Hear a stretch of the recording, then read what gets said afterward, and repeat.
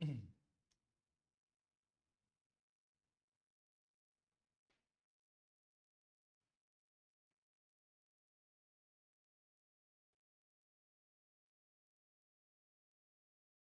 सभी को मेरी नमस्ते और जय हिंद।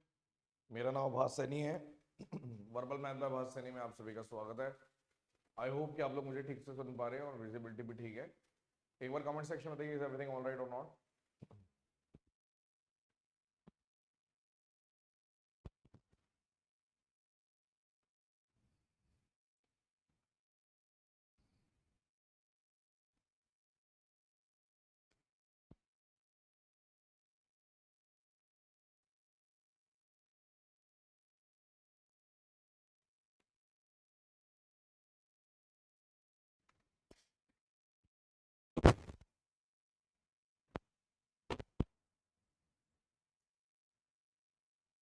अब स्टार्ट करते हैं। अभी है टाइम। मेंस के लिए रेडी हो आप लोग? बिल्कुल रिलैक्स होके देना है, ठीक है, ईगो पे नहीं लेना है। और जिस हिसाब से जैसे एक नॉर्मल रोज आप मॉक दे रहे हो, मॉक की तरह ही लेना, ठीक है। उसको अपने ऊपर हावी मत होने देना कि पता चले सब कुछ बढ़िया चल रहा है उसी दिन आपने खराब कर दिया। ऐसा नहीं होना चाहिए। रिलैक्स, बिल्कुल शांत, ठीक है। अपना बेस्ट दो, बढ़िया ही जाएगा, ठीक है। जो आपको आता है उसी में से आएगा पेपर। ऐसा कुछ नहीं है कि जो अलग से आएगा। सोच के जाना कि स्किप वगैरह भी कर सकते हो शुरुआत में, जरूरी नहीं है आपको। जो पता ही है कि ये वाला क्वेश्चन कैलकुलेटिव जाएगा तो वो अटेम्प्ट मत करो, और जो नया लग रहा है वो भी अटेम्प्ट मत करो, वो बाद में अटेम्प्ट करो, हो जाएंगे, ठीक है। क्वेश्चन नंबर 1, 1 मिनट है आपके पास, करिए। मैंने रोक रखा था ताकि मैंने कहा कि पेपर से 1 हफ्ते पहले मैं करा दूंगा आपको, ठीक है, ताकि मिलना भी हो जाता है और थोड़ा बहुत टच में रहना भी हो जाता है 1 हफ्ते पहले। मैंने सोचा करा देंगे। एक पर्सन है, उसने 30% इनकम टैक्स पे किया। यदि उसकी इनकम 20% से बढ़ जाती है और जो टैक्स रेट है वो 13 1/3% से बढ़ जाता है, तो कितना टैक्स वो ज्यादा पे करेगा? परसेंटेज में बताना कितना टैक्स वो ज्यादा पे करेगा।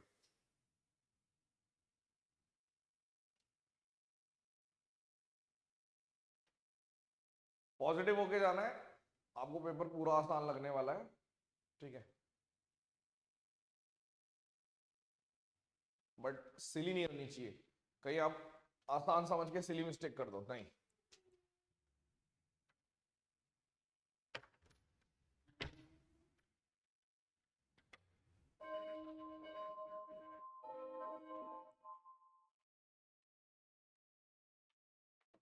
सवाल नंबर 1, आंसर देने शुरू नहीं करें। देखो, आपको मालूम है कि अगर एक आदमी की इनकम की अगर मैं बात करूं, इनकम में क्या होता है? इनकम में नेट इनकम होती है और टैक्स होता है, ऐसे ही होता है। या फिर अगर इनकम में से टैक्स चला गया तो नेट इनकम आ जाती है, ये आपको पता है। एनीवेज, मान लो एक आदमी है, लेट कर लो उसकी इनकम 100 थी, 30 रुपए टैक्स था, ठीक है। तो 70 रुपए, यानी कि बचा हुआ 70 रुपए उसकी नेट इनकम थी। अब अगर कोई चीज 120 हो गई, यानी कि 20% से बढ़ गई, और जो टैक्स है, यहां पे एक छोटा सा पॉइंट था कि 13 1/3 का मतलब क्या होता है। तो आपने बोल दिया 13 3 39 और 40, यानी 40 बटे परसेंटेज है तो यहाँ पे 300, यानी कि 30 पे 4 बढ़ जाएगा। यानी अगर कोई चीज 30 थी तो अब 34 हो जाएगी। तो आप तुरंत बोलोगे कि अगर ये 100 पे 30% निकाला था, 30 कैसे आया था? 30% ऑफ 100 से आया था। और अगर यहाँ पे 34% ऑफ 120 निकाल देता हूं, तो आपने बोला 12 चौक 48, हंसलाई 4, 12 36, यानी 40.8 हो गया यहाँ पे। पहले टैक्स 100 रुपए पे 30% देते थे, अब टैक्स 120 पे 40.8, और ये बचा हुआ कुछ भी हो सकता है बचा हुआ। तो टैक्स कितना ज्यादा पे करना पड़ रहा है? 10.8 ज्यादा पे करना पड़ रहा है। इतना ज्यादा पे करना पड़ रहा है कितने पे? 30 पे इंटू 100, 36%।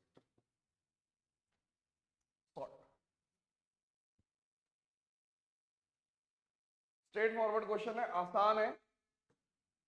कैसे? पहले 100 रुपए थी, 30 रुपए टैक्स भरता था, फिर 120 हो गए, 34% टैक्स भरना शुरू कर दिया।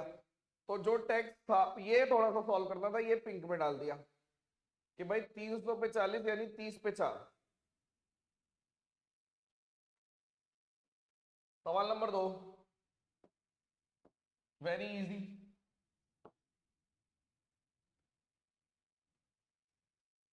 कठिन पेपर लेके नहीं आया हूं, आसान पेपर लेकर आया हूं। ठीक, इस बार हॉलीवुड लाइव थोड़ा इजी था क्या भाई लोग? देखो इस बार के सारे मॉक इजी हैं, ठीक है। उसका रीजन मैं बता देता हूँ, आपका जो इतना स्कोर आ रहा है उसका रीजन अच्छी बात है, क्योंकि हर बार जब भी मॉक बनते हैं पिछले वाले पेपर पे बेस्ड बनते हैं कि पिछले बार वाला पेपर कैसा आया था। पिछली बार वाला पेपर आसान आया था तो इस साल पूरे मॉक आसान है, लेकिन हम हर तरीके से कवर कर देते हैं कि अगर आसान आएगा, एवरेज आएगा, मुश्किल आएगा, सब कवर है, तो आपको सब पता है। ठीक है, 2 कॉइन्स थ्रो हुए, मतलब टोटल इवेंट कितने हैं? 2 की पावर 2 यानी कि 4, यानी कि H H L L H L H L, यही होता है। या तो दोनों में हेड आया होगा, हेड टेल, टेल हेड, ऐसे करके। तो आपने बोल दिया कि 2 कॉइन टॉस थ्रो करे और प्रोबेबिलिटी बताइए, एटलीस्ट एक हेड होना चाहिए, एटलीस्ट एक हेड, यानी कि ये भी चलेगा, ये भी चलेगा, ये भी चलेगा, यानी 3 आ सकते हैं बटे 4। ये वाला नहीं आएगा क्योंकि कम से कम एक हेड चाहिए। Very easy question. तो आपके साथ ऐसे ही होगा, पहले आसान आसान क्वेश्चन पिक कर लेना। ये वाला क्वेश्चन कई लोगों को नहीं हुआ, कई लोगों से नहीं हुआ होगा, क्योंकि वो पहले क्वेश्चन में थोड़ा सा डरते हैं। अगर पहला क्वेश्चन ही आप ऐसा सोचोगे, मैं बोल रहा हूं शुरू के 10 मिनट ना आसान क्वेश्चन ढूंढना शुरू करना कि अच्छा ये तो बहुत आसान है, पहले ये कर देता हूँ, ये कर देता हूँ, तो फिर ना कॉन्फिडेंस बिल्डअप होता है अंदर से, और उसके बाद अगर आप ये देखोगे तो आपको ये बहुत आसान लगेगा। ठीक है, तीसरा क्वेश्चन देखो, 1 मिनट है आपके पास।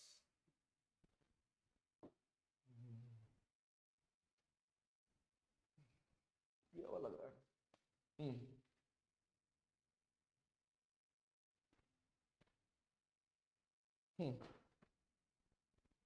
नाइस। मॉक का स्कोर इतना ज्यादा मैटर नहीं करता, अगर आपका मान लो किसी का बहुत ज्यादा कम आ रहा है तो मैटर करता है, लेकिन अगर किसी के 280 भी आ रहे हैं तो क्या उसको सिलेक्शन नहीं हो सकता? बिल्कुल हो सकता है, बिल्कुल। मार्क्स बढ़ जाते हैं, 20-30 मार्क्स बढ़ जाते हैं, किसी किसी के सेम भी रह जाते हैं। वो दिन पे डिपेंड करता है, कर्म पे डिपेंड करता है, कर्मों पे। अच्छे कर्म करें तो उस दिन बढ़िया हो जाएगा। और एक टाइमिंग भी होती है, जब होना होता है तभी होता है, तो अपने ऊपर पेन लेने की जरूरत नहीं है कि हाँ जब होनी होगी चीज होगी। आपने अपना बेस्ट दिया या नहीं वो देखो, आपने अपनी मेहनत करी, हाँ खत्म हो गई बात। P Q R S positive natural number है जिसके एग्जैक्टली 3 फैक्टर हैं, एक को मिला के। 3 फैक्टर है एक को मिला के। आपने बोला 3 फैक्टर किसके होते हैं? एक और खुद को मिला के, यानी एक आएगा खुद, वो नंबर भी आएगा और 3 फैक्टर हो गए। तो आपने बोला ये तो बहुत आसान है। कैसे? अगर कोई भी प्राइम नंबर का स्क्वायर करता हूं मैं, तो उसका एक फैक्टर 1, एक वो प्राइम नंबर खुद, और एक पी स्क्वायर। कैसे? मान लो आपने बोल दिया कि 2 का स्क्वायर है, तो 1, 2 और 4 ये फैक्टर हो गए। मान लो 3 का स्क्वायर है, यानी 3 का स्क्वायर 9 आ गया, तो इसका फैक्टर 1, 3 और 9 आ गया। मान लो 5 का स्क्वायर है 25, तो 1, 5 और 25 आ गया। मान लो 7 का स्क्वायर है 49, तो 1, 7 और 49, यानी कि हमें सिर्फ ये डिकोड करना था एक्सेट्रा कि कोई भी 3 फैक्टर किसके होते हैं? जब प्राइम नंबर का स्क्वायर होता है। प्रीवियस ईयर क्वेश्चन है, पहले भी कर रखा है आपने। ठीक है, अब इसने बोला कि अब रुक गए, पी क्यू आर एस सारे, क्यू बड़ा होना चाहिए पी से, और दोनों 2 डिजिट के नंबर है। तो आपने बोला अगर मैं इसके बाद अगला नंबर लूंगा ना, तो 11 का स्क्वायर हो जाएगा, यानी 121, यानी ये तो हो ही नहीं सकता, मेरे को 2 डिजिट के नंबर चाहिए, और P छोटा चाहिए Q से, यानी कि P आ गया 25 और Q आ गया 49। ये बात तुरंत डिकोड कर दी आपने। और R बड़ा चाहिए S से, यानी R आ गया 9 और S आ गया 4, ये भी सब निकल गए। जब सारी चीजें निकल ही गई, क्योंकि 1 डिजिट के नंबर है, तो आपसे पूछा है P minus Q minus 1 R minus S, तो P कितना है 25, Q कितना है 49, और -1 divided by r minus S, 9 4, तो यहां पर 5 आ गया और यहाँ पे 25 आ गया, यानी -5 आंसर है। -5 किस पे होगा? -s ये वाला आंसर है। 4 में से एक या 3, ये भी गलत है, ये भी। ए आंसर है। सिर्फ एक ही चीज कठिन थी इसमें कि 3 होते कब है? 3 फैक्टर होते हैं जब प्राइम का स्क्वायर होता है, 1 p और p स्क्वायर। किसी को डाउट? सर अब मॉक की फ्रीक्वेंसी कितनी देनी चाहिए? अभी 3 दिन और दो कम से कम मॉक। क्या लास्ट में, वरना पता है क्या होगा, आपको समझ नहीं आएगा क्या करूं। तो अपने आप को बिजी रखो, मॉक दे लो, मैं तो कहूंगा। कई बच्चे एंड तक भी देते हैं, लास्ट के 2-3 दिन रुक जाओ, 2 दिन रुक जाना ज्यादा से ज्यादा, ठीक है? क्लियर है?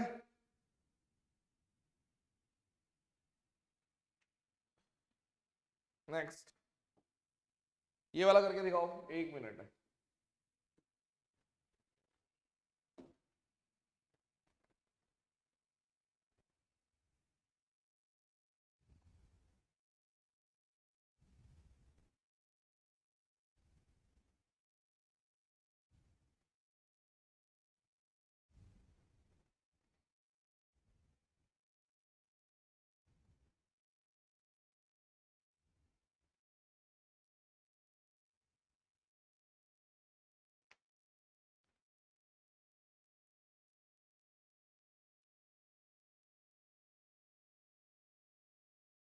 हाँ, इस टाइम ये जरूर कर सकते हो कि मॉक ऐसे दो जो कॉन्फिडेंस दे आपको, आसान।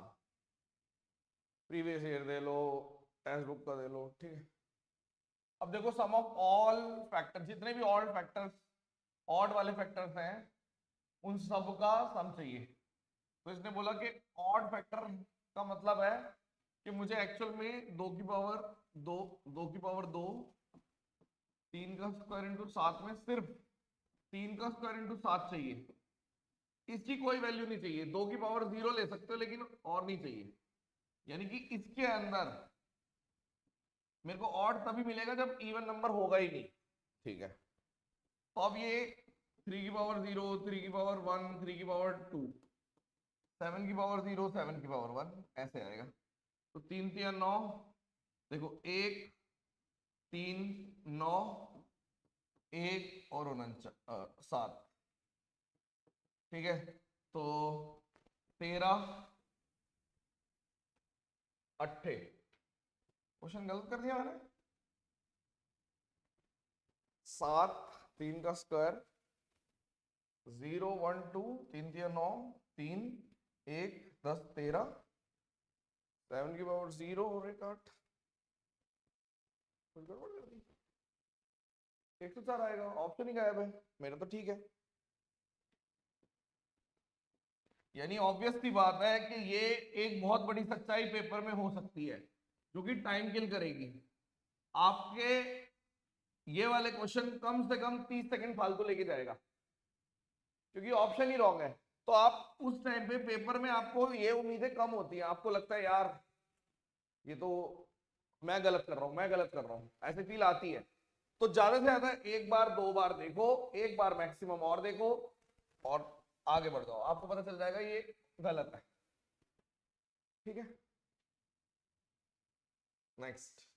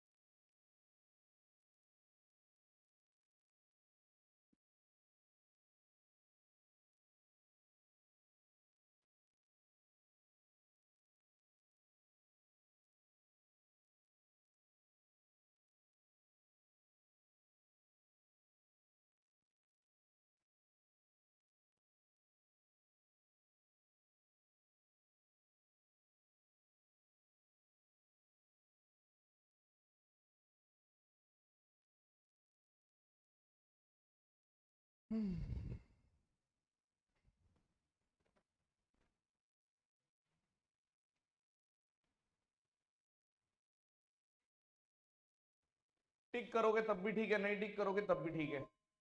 मतलब ऐसा नहीं होता, बेनिफिट टू ऑल जाता है गलत वाले में। कोई ऐसा नहीं है पुराना पेपर के अटेम्प्ट करना, अटेम्प्ट कर देना मेरे हिसाब से फिर भी, ठीक है। अब देखो, देखो एक बच्चा कितने ज्यादा डिफरेंस बता रहा है कि उसका ऑलिव में आया 340 और आरबी मॉक में आया 290। 50 नंबर का गैप आ रहा है, इतनी फ्लक्चुएशन। और इस बार सबके साथ ये हुआ है, आप नए नहीं हो, सबके साथ काफी ज्यादा फ्लक्चुएशन आई है, तो एक नॉर्मल बात है। कोई बात नहीं, पेपर बढ़िया ही जाएगा, टेंशन नहीं लेनी, बढ़िया जाएगा। अब देखो, एक आदमी है जो ट्रेवल कर रहा है 480 किलोमीटर 4 घंटे में।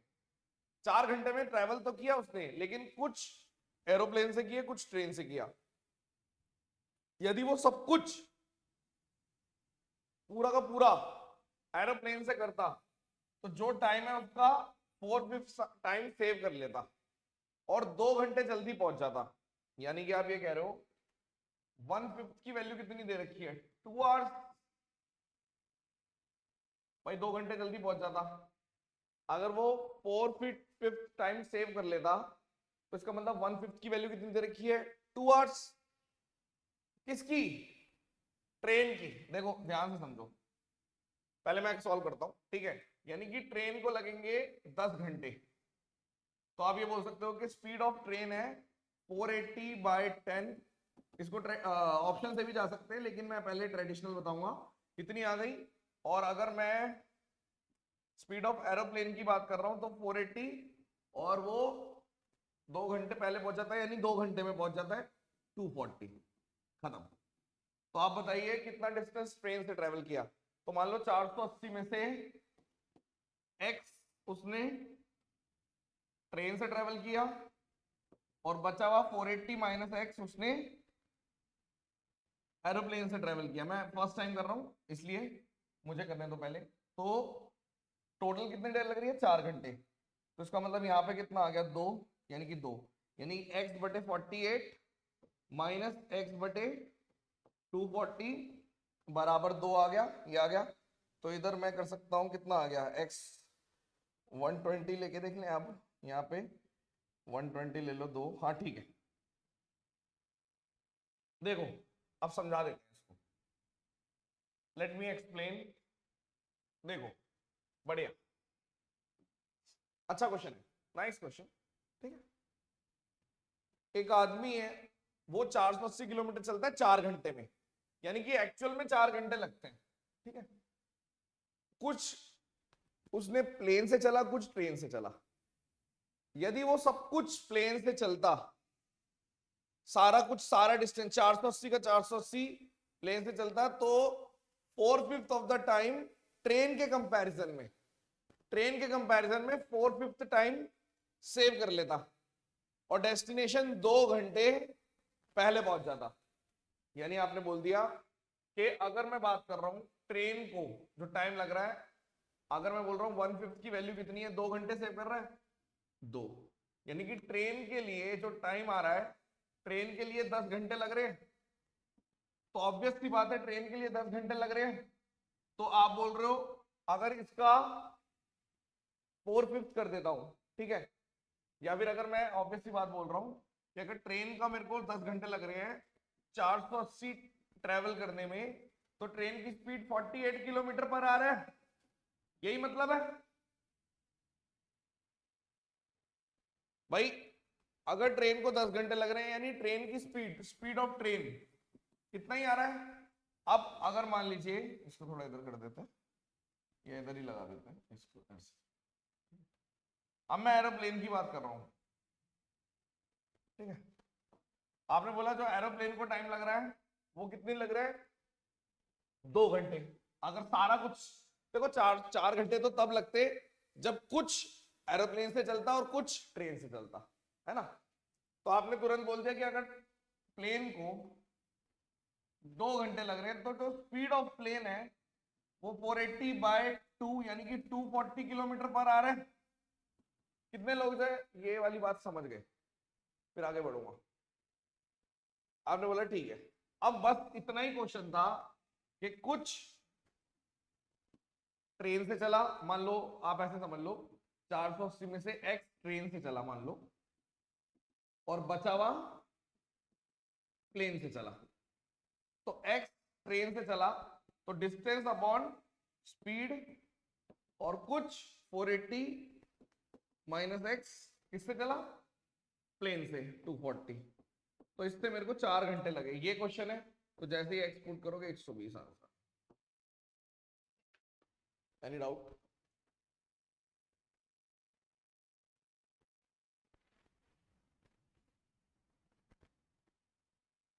देखो डाउट सेम है, सब कुछ बच्चों का सेम है। If he travel the entire journey by plane, then he save 4/5 of time of the train। एक तो ये लाइन, और he arrive at the destination 2 hour early। 4 घंटे से 2 घंटे पहले आ गया, यानी 4 - 2 2। और कोई डाउट? सिर्फ एक बच्चा लिखता है तो सबके दिमाग में सेम डाउट आ जाता है। लिखा हुआ है क्वेश्चन में कि 4 घंटे में पहुंचता, लेकिन अगर वो सारा कुछ सब पूरा एरोप्लेन से करता, एंड लिखा है एंड, तो वो 2 घंटे पहले पहुंच जाता। और कुछ? और कोई डाउट? अच्छा क्वेश्चन है, सीधा ऑप्शन से भी हो सकता है, बट वही है कि स्पीड निकालनी पड़ेगी अगर प्रॉपर जाएंगे तो। Nice question. मैं एलिगेशन भी लगा सकता था, ये वो वक्त नहीं है ये सब चीजों में। लग सकता है, पता ही होगा आपको। ये वाला क्वेश्चन करके दिखाइए, 1 मिनट है आपके पास।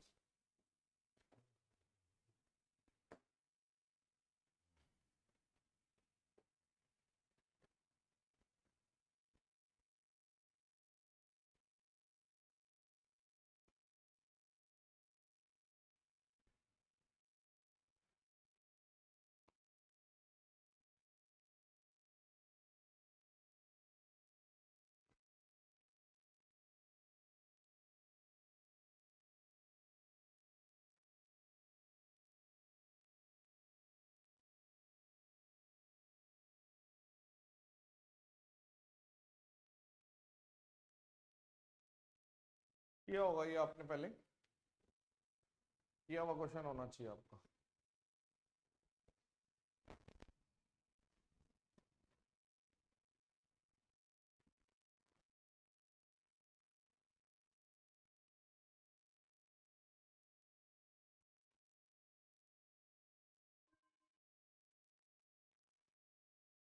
देखो अगर किसी को अभी भी डाउट है इसमें, तो मैं फिर से एक बार बता देता हूँ, फिर आगे बढ़ूंगा।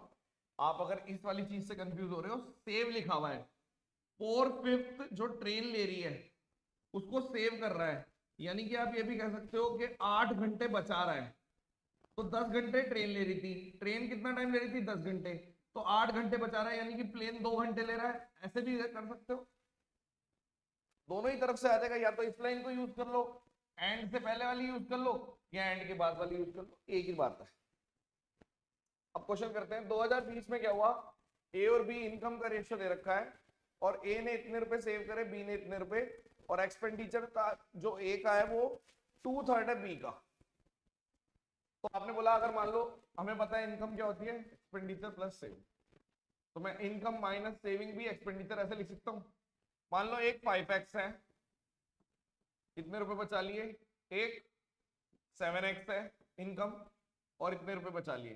तो जो रेशियो आया एक्सपेंडिचर का ए और बी का, वो आया 2 और 3। कैसे? ये कितना है, 2/3, यानी कि अगर ए जो है वो 2/3 है बी के एक्सपेंडिचर का, तो बी का एक्सपेंडिचर ये रहा, ए का ये रहा। तो 5 × 15 7 × 14, एक्स की वैल्यू कितनी आ गई, 4 × 12 और 10, 2000 आ गई। तो इसका मतलब है पहले कितनी थी, इसकी इनकम थी, ए की इनकम थी 10,000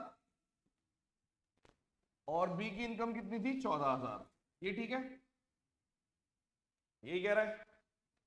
तो अगर इनकम बढ़ गई, इसकी 27% से बढ़ गई, तो 1.27 हो गई, यानी कि 12,700 रुपए हो गए।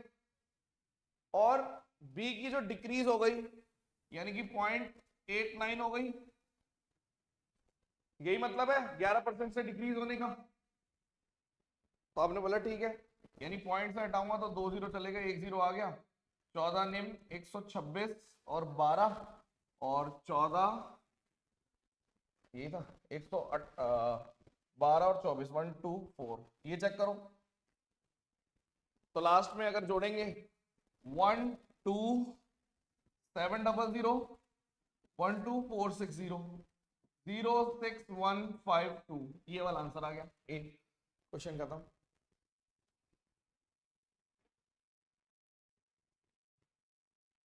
ये रेशियो प्रोपोर्शन है, ये ए की और ये बी की, ठीक है। ए और बी के बारे में बात चल रही है यहाँ पे। ये एक देखो, इनकम अगर ए की 5x थी, सेविंग कर दी एक्सपेंडिचर ऑफ ए। इनकम अगर बी की 7x थी, ये कर दिया तो कितना, ठीक है। हाँ, ये आपका पीयर प्रेशर है। ये जल्दी करने के चक्कर में आप लोग क्या करते हो, सबके साथ होता है ये, लेकिन आप, अच्छा हुआ ये पॉइंट उठाया किसी ने कि जब भी 11% डिक्रीज करने को बोला है तो कई बच्चों ने 11% इंक्रीज कर दिया होगा। किस किसने मिसरीड कर दिया क्वेश्चन है बच्चे, कि गलती से 11% डिक्रीज की जगह इंक्रीज कर दिया 11%? ऐसे बच्चे प्रेजेंट है, होते ही हैं।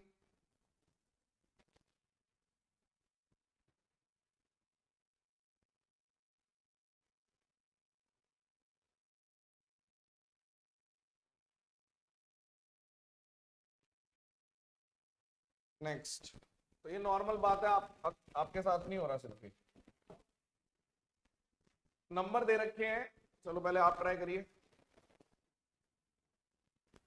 करके दिखाओ, आप ट्राई करिए।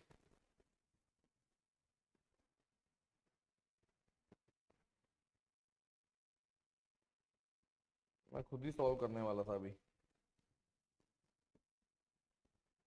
1 2 3 4 5 6 7 8 9 10 नंबर दे रखे हैं, ठीक है।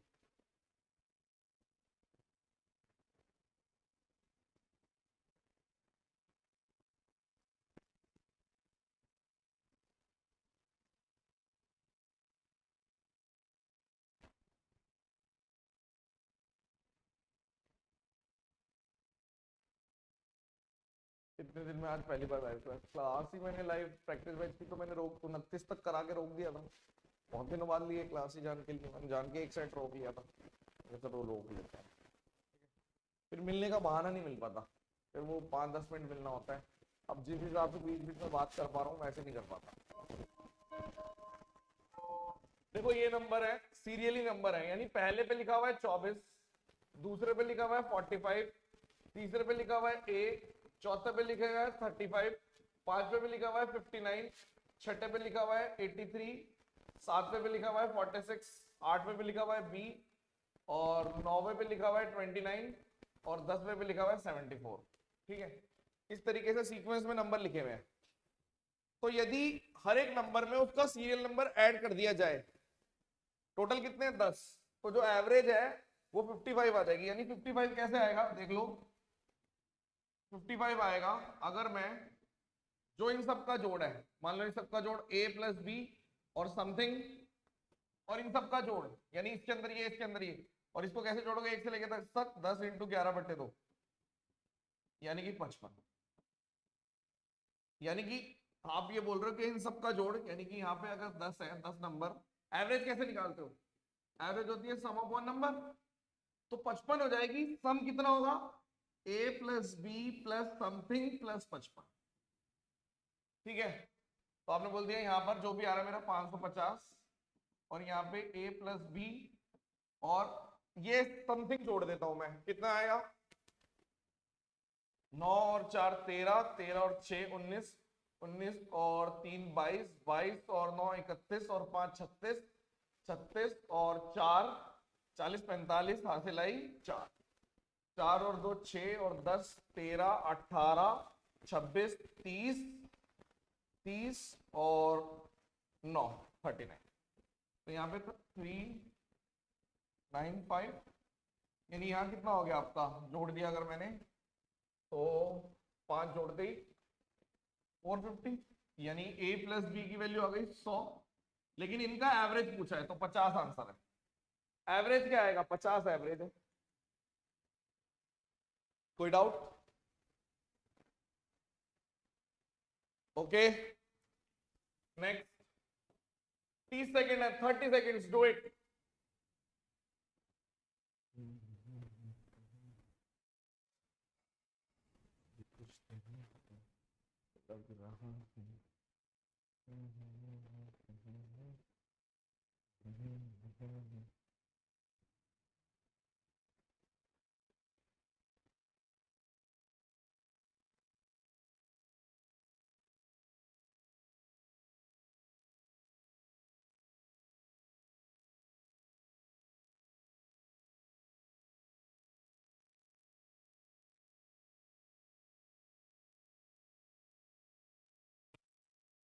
तीन वेसल हैं, ठीक है।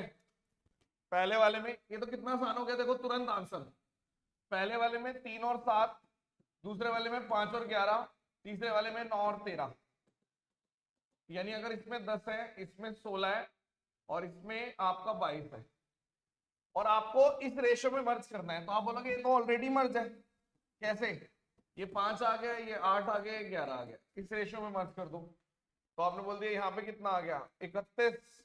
31 वाला आंसर है, 17 और 31 सॉल्व। लेकिन जब भी इस टाइप का रेशो आएगा, मेरी बात याद आएगी आपको क्या, कि जैसे ही रेशो आएगा मैं ढूंढूंगा कि मेरे से एसिड टू वाटर पूछा है या वाटर टू एसिड। इसने बोला एसिड टू वाटर, तो इसने बोला find the ratio acid to water, दोनों दे रखे होंगे आपको। तो यहां पे सिली मत कर देना, सिली मत कर देना। अगर वाटर टू एसिड बोल देता तो सिली सिली ये हो सकती है। हर क्वेश्चन में कोई ना कोई सिली छुपी हुई है, पता है ना। आसान क्वेश्चनों में सिली होती है। ये वाला करके दिखाओ, 30 सेकेंड। ज्यादा ले लो, चलो मर्जी है, 40 ले लो।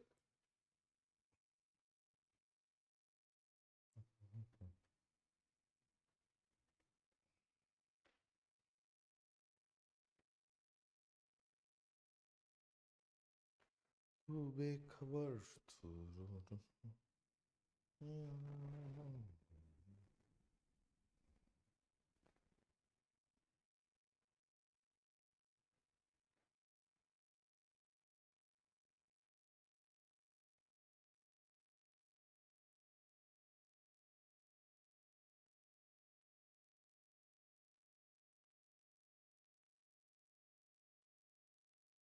देखो, कल जो मैंने क्लास दी है ना सर्कुलर रेस की, वो वाली क्लास में कंप्लीट नहीं है। वो उन लोगों के लिए जिनको नहीं आता था, तो थोड़ा सा उनको बताया है। आप अगर देखो तो जिस तरीके से मैंने पहले वाली जो दे रखी है वही देखनी है आपको, वो इनफ है। ठीक, जो बाद में लिखी थी। देखो 5 आदमी वर्क करने का क्या तरीका, मान लो एम की एफिशिएंसी, मैन की एफिशिएंसी, एक आदमी की एफिशिएंसी एम है, तो 5 आदमी और 6 औरतें काम कर सकते हैं 10 दिन में, और 6 आदमी और 5 औरतें काम कर सकती हैं 9 दिन में। तो आपने बोला ठीक है, यानी कि 50 एम और यहाँ पर आपका 60 डब्ल्यू, और यहाँ पे 6 निम 54 एम और 45 डब्ल्यू, तो 15 डब्ल्यू और 4 एम। ठीक है, तो डब्ल्यू और एम का रेशियो भी आ गया आपके पास 4 और 15। ठीक है, ऐसे ही होगा। अब वर्क निकल गया एक तरीके से, किसी में भी पुट कर दो, यानी वर्क आ गया आपका 15 पंजे 75 और 6 चौक 24 इंटू 10, यानी कि 99 और 0।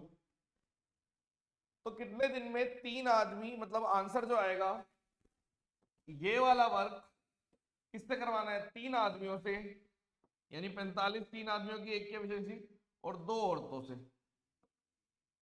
यानी कि नीचे तो 53 आएगा और ऊपर 990 आ रहा है, तो 1 पे चला गया, 53 99 में से चला गया, यानी कि 6 और 4 46 बच गया, तो 0 पे जाएगा। 5 अट्ठे 5 18 से तो ऊपर ही जाएगा, तो 18 वाला आंसर है 18 36/53। क्वेश्चन खत्म, खत्म, डन। ठीक है, तसल्ली वाला काम इसमें आपको दे रहे हैं हम 1 मिनट ज्यादा ले लो, चलो पर करके दिखाओ।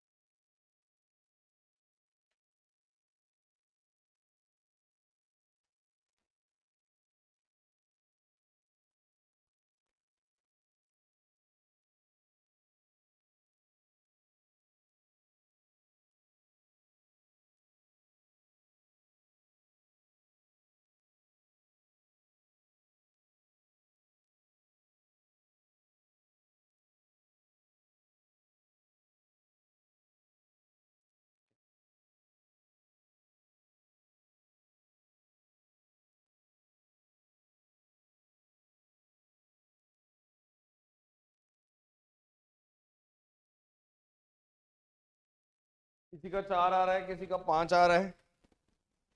देखते हैं इसको करके कौन ठीक है कौन गलत, अभी पता चल जाएगा।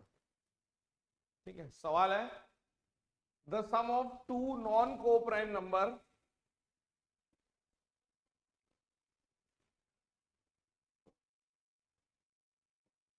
And their HCF.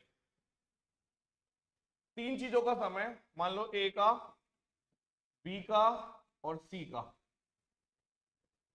सी मतलब एचसीएफ, वो दे रखा है 77।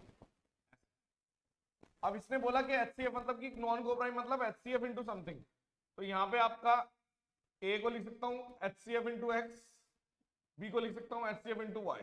ठीक है, और ये एचसीएफ मान लो एच, तो ये आ गया एच एक्स, एच वाई और एच बराबर 77, यानी एच बाहर ले लो और X plus Y plus 1 into 77। दो तरीके से टूट सकता है, 7 और 11।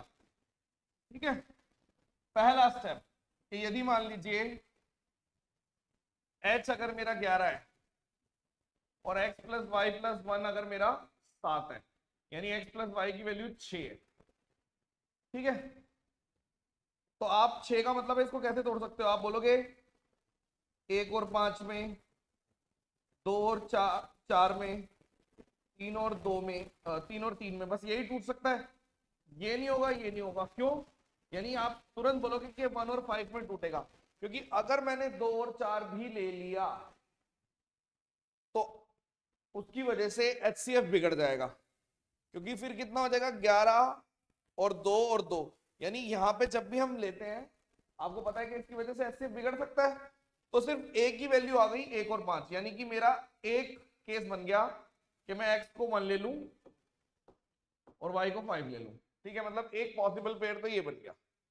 Is it clear? ये वाला एक केस बन गया। ठीक है, और अगर y को 5 ले लो और x को 1 ले लो, ये हो सकता है एक पहला। ठीक है ना, इन दोनों में से एक। कोई दिक्कत है? नहीं। ओके, अब दूसरा केस, केस नंबर 2। ब्लू। अब आपने बोल दिया कि मान लो h को ले लिया मैंने 7 और x प्लस वाई प्लस 1 को ले लिया मैंने 11, यानी x प्लस वाई की वैल्यू 10 हो गई। तो आप 1 और 9 तोड़ सकते हो, 2 और 8 नहीं ले सकते, 3 और 7 ले सकते हो, 4 और 6 भी नहीं ले सकते, 5 और 5 भी नहीं ले सकते, तो मतलब 2 यहां से आ गई। यानी कि देखा जाए अगर मैं इसको देखूं तो 2 4 और, यानी कि आंसर आपका 3 आएगा, क्योंकि इसने इसको एक ही माना है, एक पॉसिबल पेयर ये माना है, यानी 1 और 5 को इसने एक ही माना है, ऑप्शन से पता चल रहा है। और यहाँ पे 1 और 9 वाला एक क्लस्टर है और 3 और 7 वाला, यानी आंसर आएगा 3। वरना आप ये देखो ना, 1 9 तक हो सकता है तो 3, या फिर डबल आंसर आएगा। 6 ऑप्शन में है नहीं, या तो 3 वाले बच्चे जीतेंगे या फिर 6 वाले बच्चे जीतेंगे। 3 वाले बच्चे जीतेंगे, खत्म हो गया क्वेश्चन। बताओ किसी को डाउट है तो। सबका ही गलत है इसका मतलब, ज्यादातर। वेरी बैड, ऑलमोस्ट सबका गलत दिख रहा है मुझे।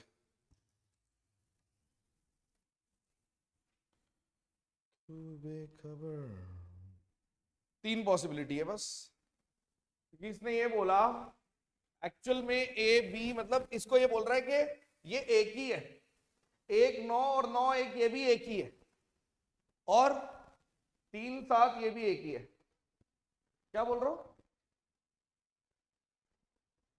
HCF1 भी हो सकता है, आप ये बोल रहे हो?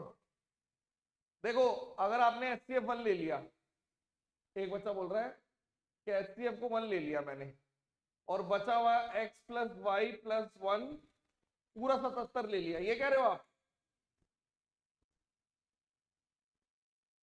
ये कह रहे हो?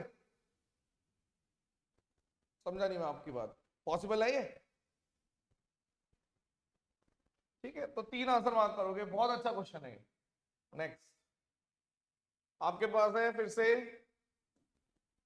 40 सेकंड, करिए।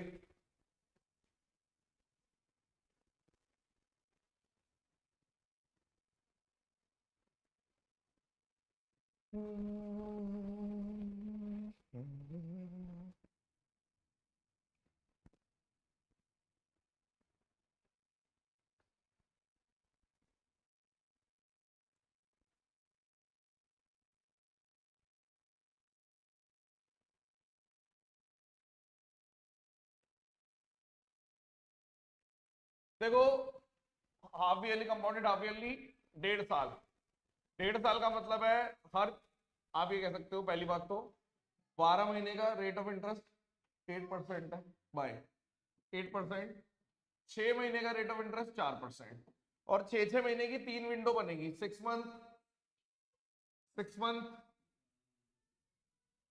6 मंथ 6 मंथ और 6 मंथ, 1 1 1 1 to 1 ये चाहिए, यानी कि 3 पहली लेयर चाहिए, 3 दूसरी लेयर, फिर ऐसे चाहिए, यही चाहिए। आपने बोला देखो सिंपल सी बात है, हो गया। अब देखो मेरा प्रिंसिपल कितना है, प्रिंसिपल है 156250, यानी 25 का क्यूब इंटू 10 लिख दूं, ऐसे लिखा हुआ है। तो पहली लेयर जो कि मुझे 3 चाहिए वो कितनी आएगी, पहली लेयर आएगी 25 का स्क्वायर इंटू 10, दूसरी लेयर कितनी आएगी 25 इंटू 10, और तीसरी लेयर आएगी 10। तो 25 का स्क्वायर इंटू 10 यानी कि 6250 इंटू 3 लेने हैं, ऐसे 3 लेने हैं पहली लेयर, फिर 250 के ऐसे 3, और फिर 10 के ऐसे 1, तो ये 18 750 750 0 6 जोड़ोगे एक ही आंसर है, 1 सॉरी 0 6 जोड़ोगे 0 1 जोड़ोगे, हाँ 2 आंसर है इसका मतलब 0 1 5 1 9। चेक करना एक बारी, बी आ रहा है मेरा तो। फिनिश, कुछ था ही नहीं इसमें, करके दिखाइए।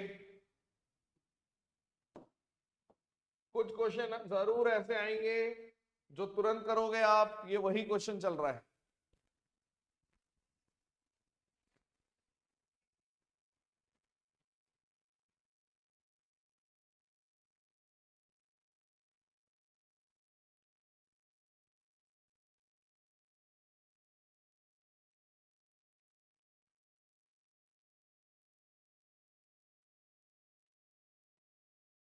फर्स्ट ईयर में जो इंटरेस्ट रिसीव हुआ और सेकंड ईयर में मान लो 1 1 1, ऐसे ही होता है। फर्स्ट ईयर में ये इंटरेस्ट रिसीव हुआ, सेकंड ईयर में ये, तो इन दोनों के बीच का डिफरेंस कितना है, ये यानी कि आप ये बोल रहे हो ये जो पहली लेयर है ये दे रखी है 1200, तो ये 1200 कितना आएगा 20% इसका, यानी अगर ये x है और यहाँ पे प्रिंसिपल है, ऐसे ही होता है, तो x का 20% दे रखा है आपको 1200, यानी x का 100% दे रखा है आपको 6000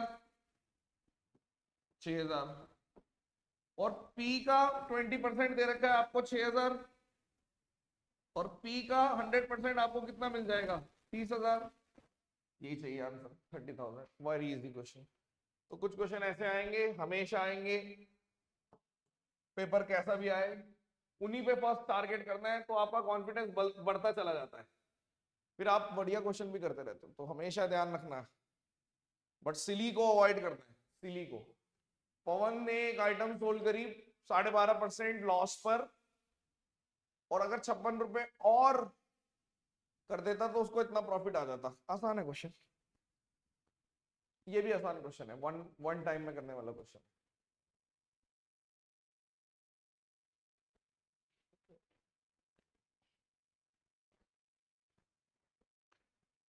बोले हैं शर्मीले हैं।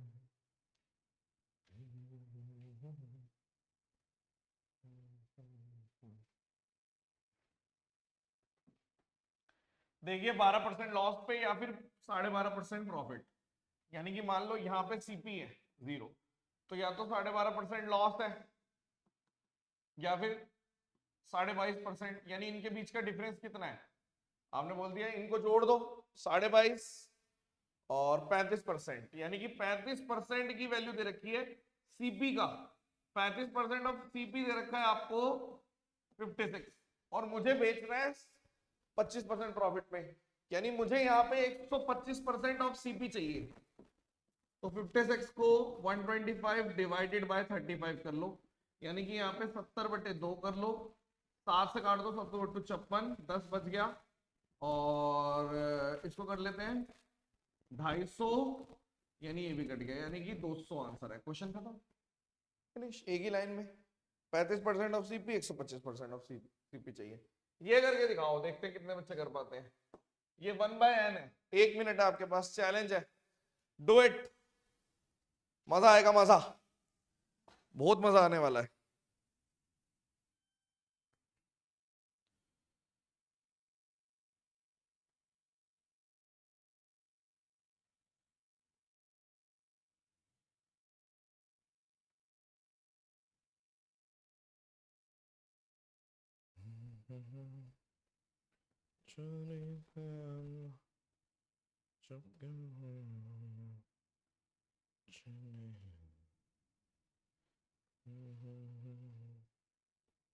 अच्छे से पेपर दो, फिर मिलते हैं।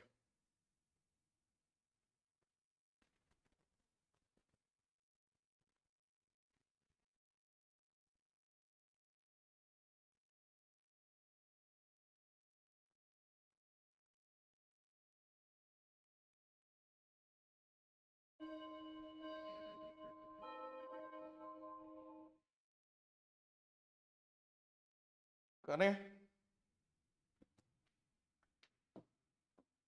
एक शॉपकीपर ने 3 वैरायटी पल्स खरीदी इतने इतने रुपए, और इसको इस रेशो में मिक्स कर दिया, ठीक है। तो ओवरऑल क्या निकलेगा, यानी कि 9, 2 और 1, ये 132 खरीदी, ये 160 खरीदी, 192, यानी weighted average 9 into 132, 2 into 160, 1 into 192 divided by 12, 9, 2, 12, यानी वेटेड एवरेज निकल जाएगी। तो 12 से काट देते हैं, इधर 11 हो गया, यहाँ पे 12 एकम 12, 12 छिक 72, यहाँ पे भी काट दो, 320 को 12 से काट दो, या फिर 320/12 लिख देता हूँ, यहाँ पे 99, ठीक है, यहाँ पे 320/12 और यहाँ पे 16, इसको और काट दो 160/3, नहीं 160/6, 40/3 लिख दो सीधा, 40/3, ठीक है, 40/3, 4 से काट दिया 4, 80/3 आएगा ना, गलती कर दी, 80/3, 99, 80/3 प्लस 16, क्योंकि मैंने इसको 320 डिवाइडेड बाय 12 कर दिया, वेटेड एवरेज निकाल रहा हूं। और भी तरीके हो सकते हैं, मैं जिस तरीके से मुझे पहला स्ट्राइक करेगा मैं उससे कर दूंगा। 4 से डिवाइड कर दी, 4 3 12 और 80, ठीक है। तो आपने बोल दिया ठीक है, यहाँ पर कर दो 3, ये 297 80 और यहाँ पर 16 दूनी 48, यानी मेरा जो ये आंसर आया वो आया 3 और 297 एक जोड़ दिया, 80 जोड़ दिया, 48 जोड़ दिया, 5 और यहाँ पे 10 22 और 2 425, यही आ रहा है, ठीक है। यानी इतने रुपए का उसको ओवरऑल बैठ रहा है, यानी कि सीपी इतना आ गया, वेटेड एवरेज सीपी का इतना आ गया, ठीक है। अब इसने मार्क प्राइस जो किया वो इतना कर दिया 238, यानी मेरा एमपी बाय सीपी और कुछ डिस्काउंट दे दिया तो एसपी बाय सीपी आ गया। यही होता है पाइपलाइन। एमपी कितना है 238, सीपी कितना है 425 डिवाइडेड बाय 3 से ऊपर चला गया। डिस्काउंट आपको नहीं पता, लेकिन 40% का प्रॉफिट है, तो 5 की चीज 7 में, क्वेश्चन खत्म। 85 7 से काटो, 7 3 21, 7 चौक 28, 17 से काट दो, 17 दूनी और 5, यानी फ्रैक्शन की वैल्यू होगी 5/6। यानी फ्रैक्शन की वैल्यू अगर 5/6 है तो आप 1/6 का डिस्काउंट दे रहे हो।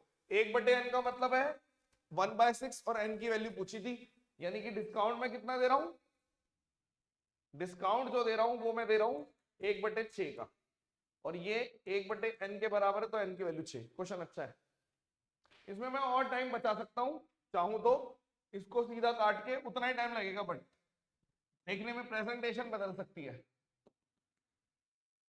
ये क्वेश्चन होते हैं जो अलग कर देते हैं बाकी बच्चों से आपको, कि ये वेटेड एवरेज से सीधा ये लगाया, एमपी बाय सीपी फ्रैक्शन खत्म, डन।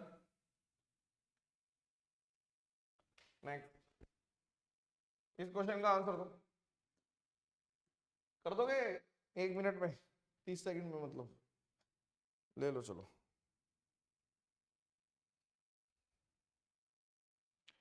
हम बोले हैं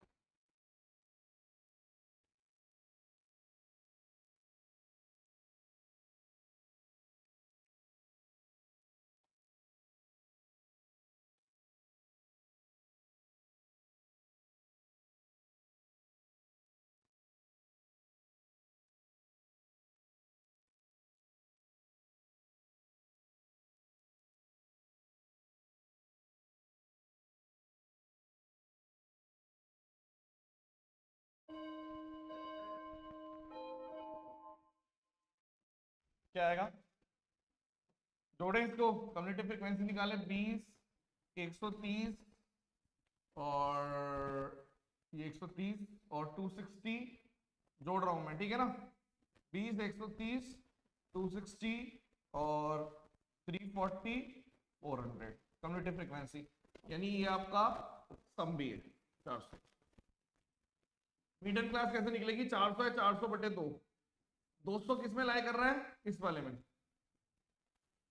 कम्युनिटी फ्रीक्वेंसी से चेक करो ये, तो लोअर फ्रीक्वेंसी एल आ गई आपकी 180, ठीक है। तो एल प्लस आपका यहाँ पे कितना आ गया, n/2 minus CF divided by F into H, यही होता है लोअर फ्रीक्वेंसी 180। आप इससे भी आइडिया लगा सकते हो 180 से 190 के बीच में इन तीनों में से एक आंसर है, ये तो पता होगा। अच्छा, सबने निकाल दिया। n/2 200, कम्युलेटिव फ्रीक्वेंसी 130, फ्रीक्वेंसी कितनी है मेरी, सॉरी कम्युलेटिव फ्रीक्वेंसी 130, फ्रीक्वेंसी हमेशा वो वाली लेंगे जस्ट पहले वाली, और यहाँ पे आपका 130 इंटू 10, इसके बीच का डिफरेंस 10 है। सब टच में होंगे इस चीज के, तो कोई ऐसा बच्चा है जिसको नहीं आता ये वाली चीज। 700 130 13 पंजे 65 185.4, चेक करो एक बारी, वेरीफाई करिए।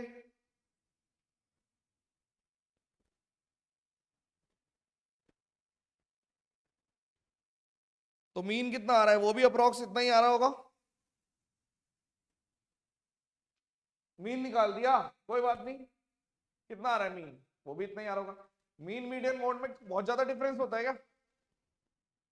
देखिए स्टैट की क्लास, मैंने पूरा एक्सप्लेन किया हुआ है कि मीन मीडियन मोड में बहुत ज्यादा डिफरेंस नहीं होता, लेकिन उसका यूज अलग अलग अलग होता है। मीन अलग टाइप के डेटा को दिखाने के लिए, मीडियन अलग टाइप के डेटा को दिखाने के लिए, मॉड अलग टाइप के डेटा को दिखाने के लिए बहुत ज्यादा डिफरेंस होता है। ठीक है, हिंदी बताओगे मीडियन की क्या होती है वैसे, माध्यिका?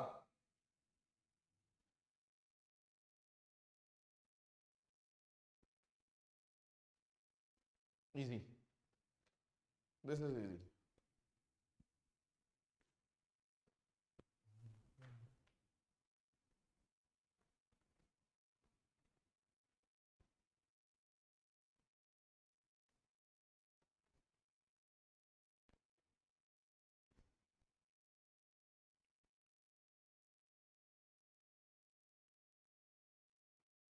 तेरा यकीन क्यों मैंने किया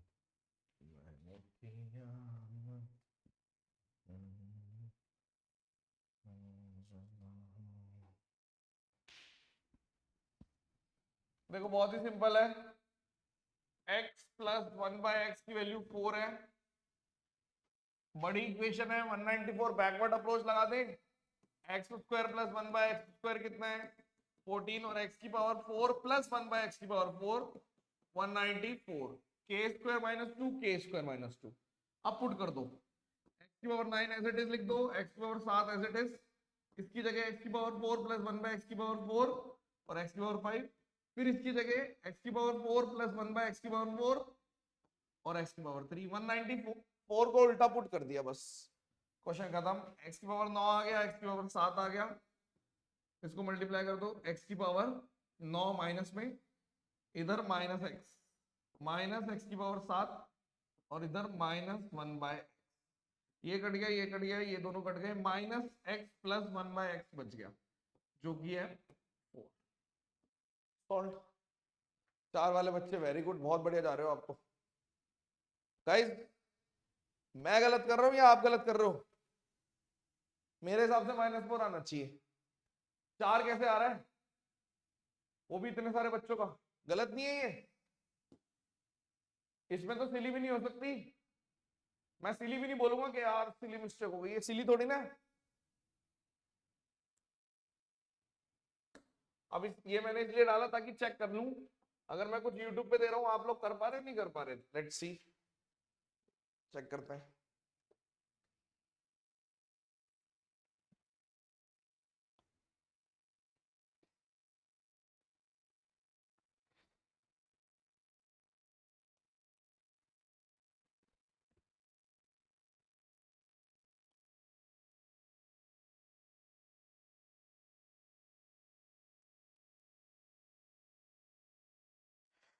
यही रास्ता है,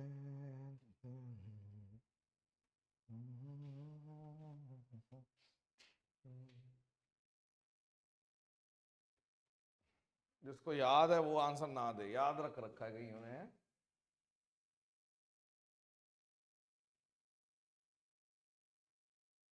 ए और बी ने बिजनेस स्टार्ट किया,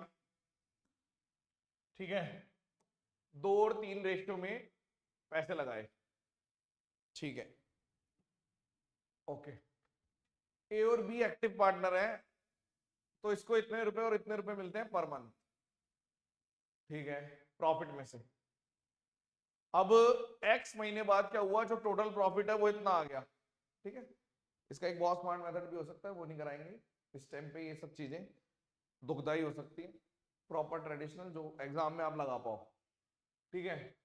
एक्स महीने बाद टोटल प्रॉफिट इतना, यानी ये टोटल प्रॉफिट है, ठीक है, 768। और अगर मैं इसको लाख में कन्वर्ट कर रहा हूं तो 1 2 3, सही लगा है, बिल्कुल ठीक है, ठीक है। लाख का मतलब कितना होता है, मतलब लाख की जगह 1 लाख लिख दो, पॉइंट एडजस्ट हो जाएगा और जीरोस लग जाएंगी, ठीक है। इसका मतलब क्या होता है, इतना ही तो होता है, पुट कर दिया, ठीक है। अब ए और बी की इनकम सेम हो जाती है। आपने बोला इसमें से लेट एक्स मंथ्स के बाद इनकम सेव हो रही है, तो 36,000 एक्स ए ले गया टोटल, और 30,000 एक्स बी ले गया। समझना मेरी बात, एक्टिव रहने के इतने रुपए वो ले जाते हैं। अब आप मुझे बताइए कि अगर सीधी सी मैं एक बात कर दूं, मैंने बोल दिया कि ए इतना ले गया, ये इतना ले गया, तो ए और बी की बराबर कैसे होगी? यानी ए के पास 36,000 एक्स तो है ही, और बी के पास 30,000 एक्स तो है ही। उसके अलावा क्या हुआ, ए को 2/5 ऑफ रिमेनिंग प्रॉफिट, और इसको मिलेंगे 3/5 ऑफ रिमेनिंग प्रॉफिट। ऐसा क्यों बताओ? 2/5 ऑफ रिमेनिंग प्रॉफिट ऑफ, भाई ऐसा इसलिए क्योंकि 2 और 3 के रेशियो में किया था।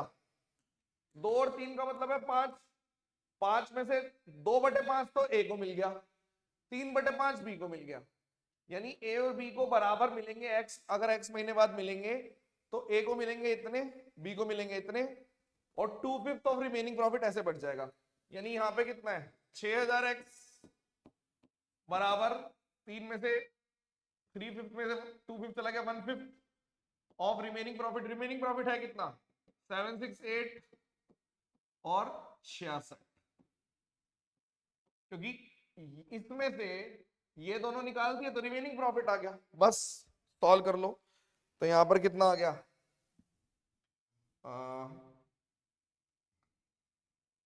6,000 लिखना था ना, ठीक है। अब 3 जीरो से ये 3 जीरो उड़ा दो, ठीक है। और यहाँ पर कितना आ गया, 6×5 30, 30 और 66, 96x बराबर 768, तो x की वैल्यू होगी 8। सॉल्व चेक करो। किसी को डाउट है? एग्जाम ओरिएंटेड तरीका है ये, इसमें एक तड़का लग सकता है, नहीं लगा पा रहे वो बच्चे, एक्चुअली अब आते ही नहीं है यार, जो ये सब चीजें पहले होता था जब 200 नंबर का पेपर होता था। अब क्या कर सकते हैं, अब कोई नहीं, आएगा वो दौर भी आएगा जब फिर से आएगा। ये मैंने कुछ क्वेश्चन वो डाले हैं जो मैं चेक कर रहा हूं कि आप मेरी YouTube की क्लासेस देख रहे हो नहीं देख रहे। 2-3 क्वेश्चन डाले हैं बस, ज्यादा नहीं। ये वाला करके दिखाओ। और इस टाइप का मेथड आपको पहले ही बता चुका हूं, प्रैक्टिस बैच वालों को ये वाला मेथड पहले से ही आता है।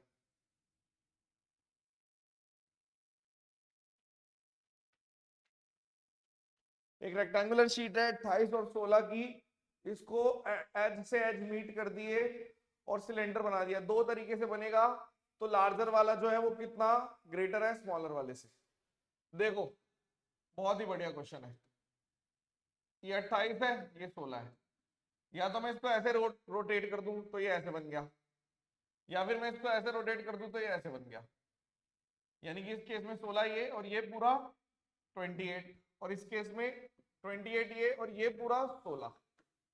ठीक है, दो केस है, ये केस 1 और ये केस 2। ठीक है, आप मुझे बताइए अगर मैं वॉल्यूम की बात कर रहा हूं, ये कितना होना चाहिए, 2πr। 16 इस केस में और इस वाले में 2πr डैश r डैश मान लो, ये 28 है।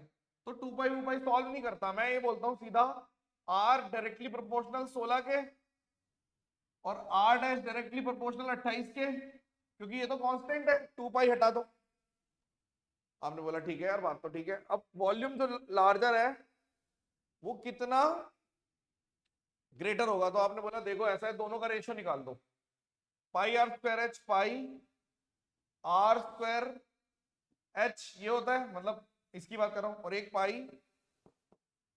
r²h ये हो गया। तो आपने बोला ठीक है, पाई से पाई कट गया, r², 16 × 16 × 28 और 28 × 28 × 16। तो आपने बोल दिया 4 और 7, 4 और 7, 4 और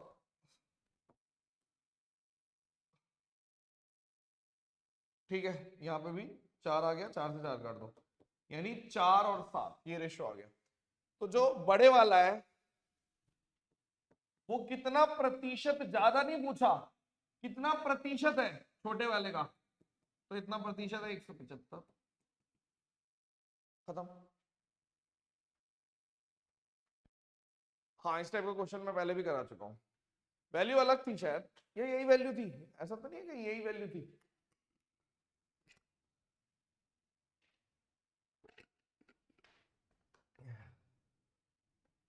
ये वाला करके दिखाइए।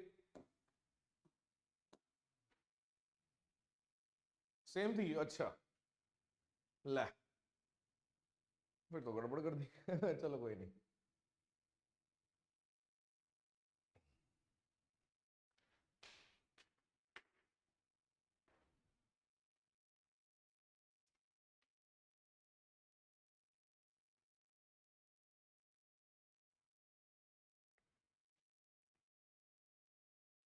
एक राइट सर्कुलर कोन है मैक्सिमम लेंथ का, जो वुडन क्यूब में से कट कर दिया, सिलेंडर है। अच्छा, आप ऐसे मान लीजिए ये ऐसे है, इसमें से आपने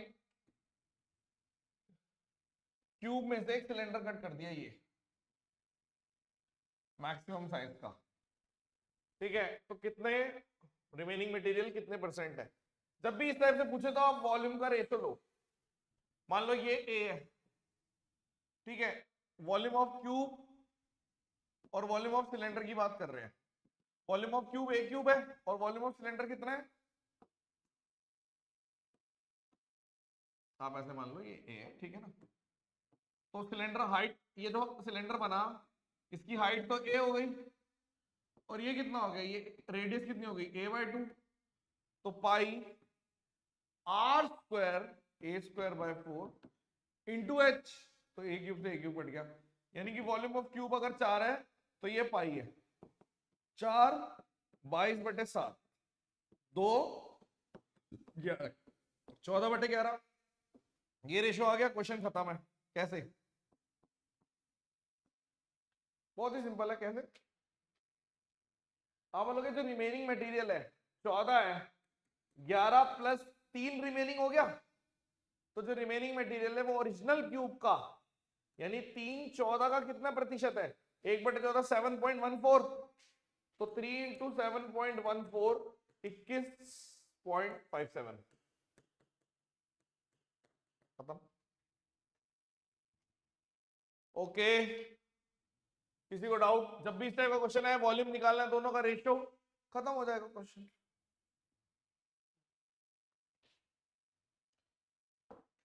टाइम नहीं दे रहा इसमें, मैं खुद ही करा रहा हूं। एक्स स्क्वायर प्लस 1/x² 23 है, और x प्लस 1/x कितना हो जाएगा 5, और एक्स क्यूब प्लस 1/x³ कितनी हो जाएगी 5 का क्यूब माइनस 3 इंटू 5 110। ठीक है, ये जस्ट फिलर है, ये फील कराने के लिए कि पेपर ऐसा भी आएगा। सारे क्वेश्चन करने के लिए नहीं होते, कुछ देखते ही मार्क कर दो फटाक से, टाइम बचाओ। ये वाला क्वेश्चन देखो, नो सॉल्यूशन, यानी 18/p 36/54 माइनस का, तो यहाँ पे आपका 18 2 27 माइनस 27 आंसर आ गया। कोई सवाल है करने वाला ये। नो सॉल्यूशन कब होता है, जब ग्राफ के अंदर दो चीजें देखो, अगर कट कर रहा है तो यूनिक सॉल्यूशन, एक के ऊपर एक आ रहा है तो मल्टीपल सॉल्यूशन, और दो लाइन पैरेलल आ रही हैं, यानी इसका रेशो और इसका रेशो, सबका रेशो बराबर आ रहा है, पैरेलल आ रही है, बस ये अलग होना चाहिए, ये अलग होना चाहिए, ठीक है। बाकी इनका रेशियो अगर बराबर आ रहा है 18/p का और 36/-54 का, तो खत्म। पैरेलल लाइंस, मतलब पैरेलल लाइंस वाला केस है, ठीक है। ये आप करके दिखाओ, कल कराया मैंने यूट्यूब पे, देखते कितने बच्चे ने देखा था। 3 क्वेश्चन डाले थे, 2 हो गए, तीसरा ही है, 3 या 4 डाले हैं।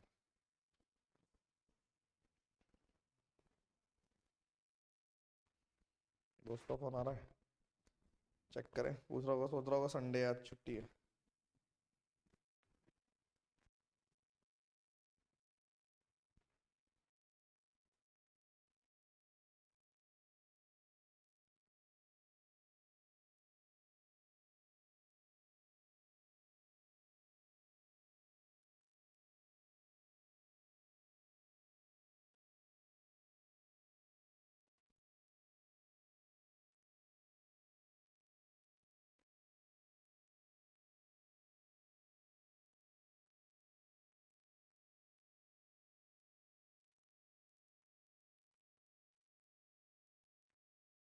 देखो ए और बी 12 किलोमीटर की रेस कर रहे हैं सर्कुलर ट्रैक पे, 1200 मीटर का है। एक राउंड 300 सेकंड में, बी 400 सेकंड में, यानी कि 1200 बटे 300 और 1200 बटे 400, ये तो स्पीड है ए और बी की स्पीड। तो आपने बोल दिया ये 4 मीटर पर सेकंड, 3 मीटर पर सेकंड, रुक गए। ठीक है, ओके। दो तरीके से बताएंगे। एक तरीका, पहला तरीका, अब आप देखो कि यदि ये बोल रहा है कि फास्टर वाला स्लोअर वाले को लास्ट टाइम कब मिलेगा, ठीक है, और रेस हो रही है। जब रेस हो रही होती है सेम डायरेक्शन में भागते हैं, आप समझ गए, रेस का मतलब है सेम डायरेक्शन में भाग रहे हो, ठीक है। तो अगर एक की, अब मुझे मालूम है कि जब टाइम कांस्टेंट है, सारे एक साथ भागे, तो d1 अपॉन d2 बराबर s1 अपॉन s2, यानी कि अगर 4 और 3, यानी जितनी देर में ये 4 राउंड लगाएगा ये 3 राउंड लगाएगा, ये मतलब है जितनी देर में ये 4 राउंड लगाएगा उतनी देर में 3 राउंड लगाएगा। पॉइंट समझ रहे हो? ये वाली बात समझ में आई कि जितनी देर में ये 4 राउंड लगाएगा उतनी देर में ये 3 राउंड लगाएगा। तो 1200 के 4 राउंड लगा दिए, यानी जितनी देर में 4800 मीटर भागा ये, और इसने बोला लास्ट टाइम फास्टर वाला जो है वो लास्ट टाइम कितनी देर बाद मिलेगा। तो 4 राउंड 4800, ठीक है, और 4 राउंड लगाने के लिए कितना टाइम लगेगा? आप बोल रहे हो कि एक राउंड लगाने में 300 लग रहे हैं सेकंड, एक ही बात कर रहा हूं, तो 4 राउंड लगाने में कितना लगेगा? 300 इंटू 4, 1200 सेकंड लगेंगे। 4 राउंड लगाया, आप भी बोल रहे हो कि जब ये 4 लगाएगा तो ये 3, तो जब ये 8 लगाएगा तो ये 6, ऐसे भी कर सकते हो। तो मान लो 1200 के अगर ये 8 राउंड लगा रहा है, 1200 के, आप ऐसे भी समझ सकते हो, और हल्का कर दो इसको, और हल्का कर देता हूं, जब ये 4 ये 3, ठीक है ना, तो 1200 मीटर के जब ये 8 राउंड लगाएगा, या फिर आप 12 भी कह सकते हो, 12 और, समझना मेरी बात, अभी समझ में आ जाएगी, 9, तो 1200 के 9 राउंड भी लगा सकता, 12 भी राउंड लगा सकता है, लेकिन ये तो रेस ही खत्म हो गई, ये पॉसिबल नहीं है, 12 राउंड तो पॉसिबल नहीं है। 1200 के 8 राउंड लगाएगा, यानी जब ये 9600 भागेगा तो ये इसकी आखिरी मीटिंग होगी, यानी कि जब ए 96 भागेगा और बी 1200 के 6 भाग रहा है, यानी 7200 भागेगा, तो इनकी लास्ट मीटिंग होगी। तो आप कैसे मर्जी कर लो, यानी 6 राउंड लगाने में इसको कितने लग रहे हैं? 2400 इंटू 6, 400 इंटू 6, 2400। 8 राउंड लगाने में 8 इंटू 300, 2400। या तो ये तरीका है, ठीक है, जो मैं कराता हूं, ये मेरा पेड वाला तरीका है, ठीक है। या फिर बच्चे क्या करते हैं, दूसरा तरीका, वो बोलते हैं जी टाइम निकालो मीटअप का, तो आपने बोल दिया जी 1200 और रिलेटिव स्पीड 4 - 3, यानी 1200 सेकंड में मीटिंग है, ठीक है। तो आपने बोल दिया 1200 सेकंड में मीटिंग है पहली, तो पहली मीटिंग 1200 सेकंड में है। 1200 सेकंड में कितना, मतलब 1200 सेकंड का मतलब कितना है? क्या आप ये बोल रहे हो कि अगर मैं फास्टर वाले की बात कर रहा हूं, फास्टर वाला 4 राउंड लगा लेगा, क्योंकि 300 सेकंड में 1 राउंड लगा रहा है, तो 1200 सेकंड में फास्टर वाला 4 इंटू 1200 घूम जाएगा, यानी 4800 मीटर। तो वही वाली बात हो गई कि 2400 मीटर में 8 इंटू 1200 हो जाएंगे 96 मीटर, ठीक है। तो 96 अगर मार्क कर रहे हो तो सेकंड टाइम नहीं पूछा, 96 मीटर कवर किया है, 2400 आंसर है। रोशन आप ऐसे समझ लो, क्योंकि आपको वाला मेथड नहीं आता होगा। वैसे मैंने बोला हुआ है कि ये भी करना है, यूट्यूब पे दिया भी हुआ है सर्कुलर रेस का, ठीक है। और कल भी एक वीडियो डाली थी चैनल में, सबसे लास्ट वीडियो उसी की डली हुई है कि ये मिस मत करना, लिखा भी हुआ है, लेकिन आप मेरी थोड़ी सुनोगे, आप अपनी सुनोगे, ठीक है। तो ये वाला छोड़ दो, आप ऐसे करो कि ये आ गई, ये स्पीड है, टाइम निकालना है, तो रिलेटिव स्पीड से निकाल दिया 1200 सेकंड, यानी कि 1200 सेकंड में पहली मीटअप है, फर्स्ट मीटअप। तो आपने बोल दिया जो फास्टर वाला है वो 4800 मीटर चल चुका होगा, 4 राउंड लगा चुका होगा 1200 सेकंड में, और 2400 में 9600। आप सोचोगे तीसरा स्टेप, ऐसे तो 12 राउंड भी लग सकते थे, लेकिन रेस ही 12 किलोमीटर की है, तो उसने पूछा लास्ट टाइम कब मिलेंगे, तो लास्ट टाइम का मतलब सीधा सीधा ये आ गया। दूसरी, अगर ये लास्ट की जगह इसने सेकंड टाइम भी पूछा होता ना, तब भी आंसर सेम था। लेकिन स्टिल मैं बोलूंगा कि ये वीडियो देखनी चाहिए आप, ठीक है, मैंने फ्री में भी दी हुई है ये। अब ये क्वेश्चन है जो पूरी क्लास से आपको अलग कर देंगे, देखते हैं कितने बच्चे कर पाते हैं, पूरी क्लास से अलग कर देंगे ये वाला क्वेश्चन।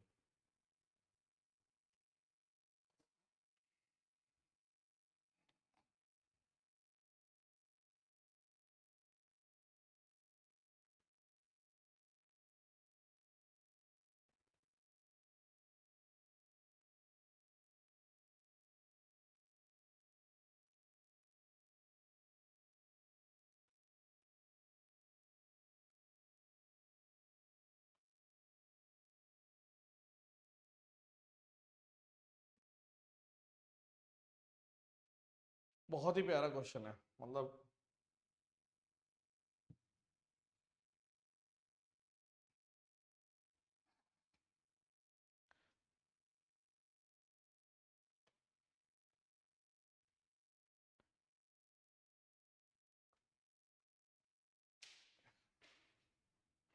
ये वाला क्वेश्चन स्पार्टन फाउंडेशन जो नया शुरू हुआ है उनको भी दूंगा।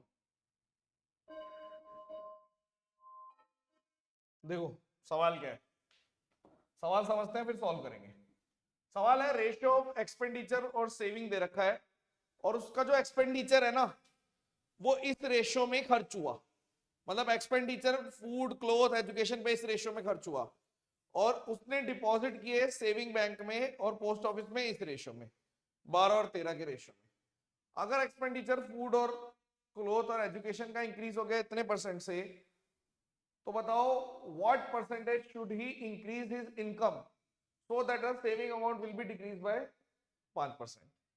देखो टफ लग रहा है, सबसे पहले क्या करोगे, आपने बोला हमें पता है इनकम बराबर एक्सपेंडिचर प्लस सेविंग।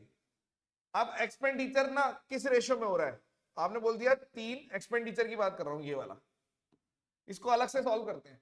ये 3, 2 और 3, और इस पे बढ़ गए 20%, इस पे बढ़ गए 40%, और इस पे बढ़ गए 50%। तो ओवरऑल देखो मेरे को पता करना है कि इनकम कितनी बढ़ेगी, तो एक्सपेंडिचर कितना बढ़ गया वो पता चल जाए, सेविंग कितनी घट गई वो पता है। मतलब अगर मेरे को एलिगेशन लगाना है तो मुझे पता है कि ये और ये, और इनका रेशियो तो आपको पता ही है कि ये 4 और 5 का आएगा। इनकम निकालनी है, कोई बात नहीं, समझना मेरी बात को, वेरी गुड जिसका आ गया। तो आप मुझे बताओ ओवरऑल, बस ये वही तो क्वेश्चन है कि एक्सपेंडिचर एक साथ ना बढ़ा के या घटा के, एक साथ नहीं बताई, चंक्स में बता दी कि एक्सपेंडिचर इन 3 रेशियो में, और इसका कोई यूज ही नहीं है, इसका कोई यूज नहीं है, ठीक है। तो आपने तुरंत बोला कि बात ऐसी है कि 20 इंटू 3 60%, 2 इंटू 4 80%, और यहाँ पे 150% डिवाइडेड बाय 3, 2, 5 और 8। तो आपने बोल दिया ठीक है, यानी अगर मैं इसको सॉल्व कर रहा हूं तो कितना आ गया, 5, 230, 290, 290 बाय 8%। आप चाहो तो इसको और काट दो, 145 बाय 4%, ऐसे लिख दो। यानी एक्चुअल में जो एक्सपेंडिचर है वो 145 बाय 4% बढ़ गया, यही मतलब है, और सेविंग 5% घट गई। तो ओवरऑल इनकम क्या होगी, तो आपने बोला फिर से वेटेड एवरेज लगा देते, या तो आप दूरी लगा दो, यहां से ऐसे कर दो कि ये 5 की दूरी, ये 4 की दूरी, टोटल 9 का डिफरेंस, या तो वैसे कर लो, ठीक है, या फिर सीधा 4 into 145 by 4% plus 5 into -5% divided by 9, यही मेथड है वेटेड एवरेज वाला। तो आपने बोल दिया 4 से 4 कट गया, और यहाँ पे 25, यानी 120 बटे 9% आंसर आ गया, 9 एकम 9, बच गया 30, 13.33%। Question solve. आप इसको ऐसे भी कर सकते थे कि डिस्टेंस इनके बीच में कितना है 9 का, और डिफरेंस इनके बीच में कितना आ रहा है, इसमें से एक हटा दो, 145/4 में से प्लस 5%, डिफरेंस निकाल दो 20, यानी ये आपका आ गया 160/4%, यानी कि 40%। तो एक की वैल्यू कितनी आ गई, 40/9%। तो इसमें 5 200/9%। तो इसको सॉल्व करोगे मतलब वही है, बात वही है कि यहीं पहुंच जाओगे आप। मैंने मेथड बहुत आसान बता दिया आपको।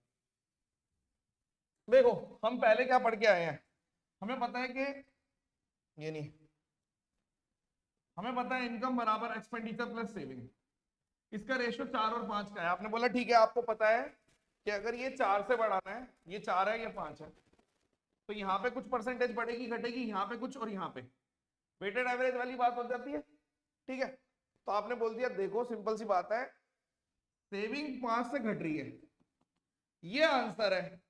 और ये इसके लिए मैंने अलग से कहानी लिख दी, क्या कि एक्सपेंडिचर इस पर्टिकुलर रेशो में 3 2 3 और इतने इतने परसेंट से बढ़ रहा है, ये भी बढ़ रहा है, ये भी बढ़ रहा है, ये भी बढ़ रहा है, सारे के सारे इंक्रीज हो रहे थे। तो हमने एक्सपेंडिचर को एक साथ बताने के बजाय इस रेशियो में बता दिया, तो वेटेड एवरेज यहां हो गया और फिर से वेटेड एवरेज यहां हो गया।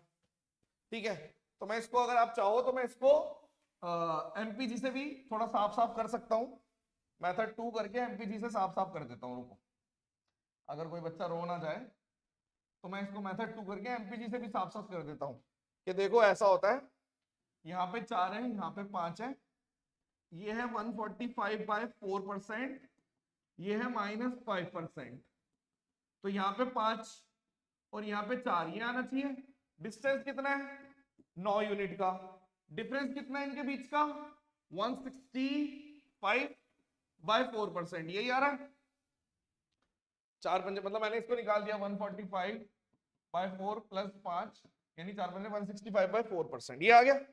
ठीक है, उस टाइम पे मैं एग्जांपल बता रहा था। तो ये 9% की वैल्यू, तो या तो मैं 5% निकाल के घटा दूं या 4% निकाल के जोड़ दूं, 4 निकाल देता हूं, 4 यूनिट, 9 यूनिट की वैल्यू है, 4 की वैल्यू कितनी हो गई 165/9। तो आपने बोल दिया इसके अंदर, यानी इसकी वैल्यू 165/9, तो यहां जो आंसर आएगा वो आएगा 165/9%। अब ये बढ़ता जा रहा है, तो यहाँ पे 5, तो ये कितना आ गया, 5 दिन 45, 120/9%, 13.33%। एक ही बात है, एक ही बात है, खत्म। कोई बात नहीं सचिन, आपने जैसे किया वो अच्छी बात है, कोई 40 कर रहा है, कोई 50 कर रहा है, कोई कैसे कर रहा है, लेकिन मेन पॉइंट ये है कि जो मैं करवाता आ रहा हूं उसी मेथड से करा रहा हूं, मैंने मेथड नहीं चेंज किया। मुझे तो वही मेथड बताना पड़ेगा जो मैं करा रहा हूं।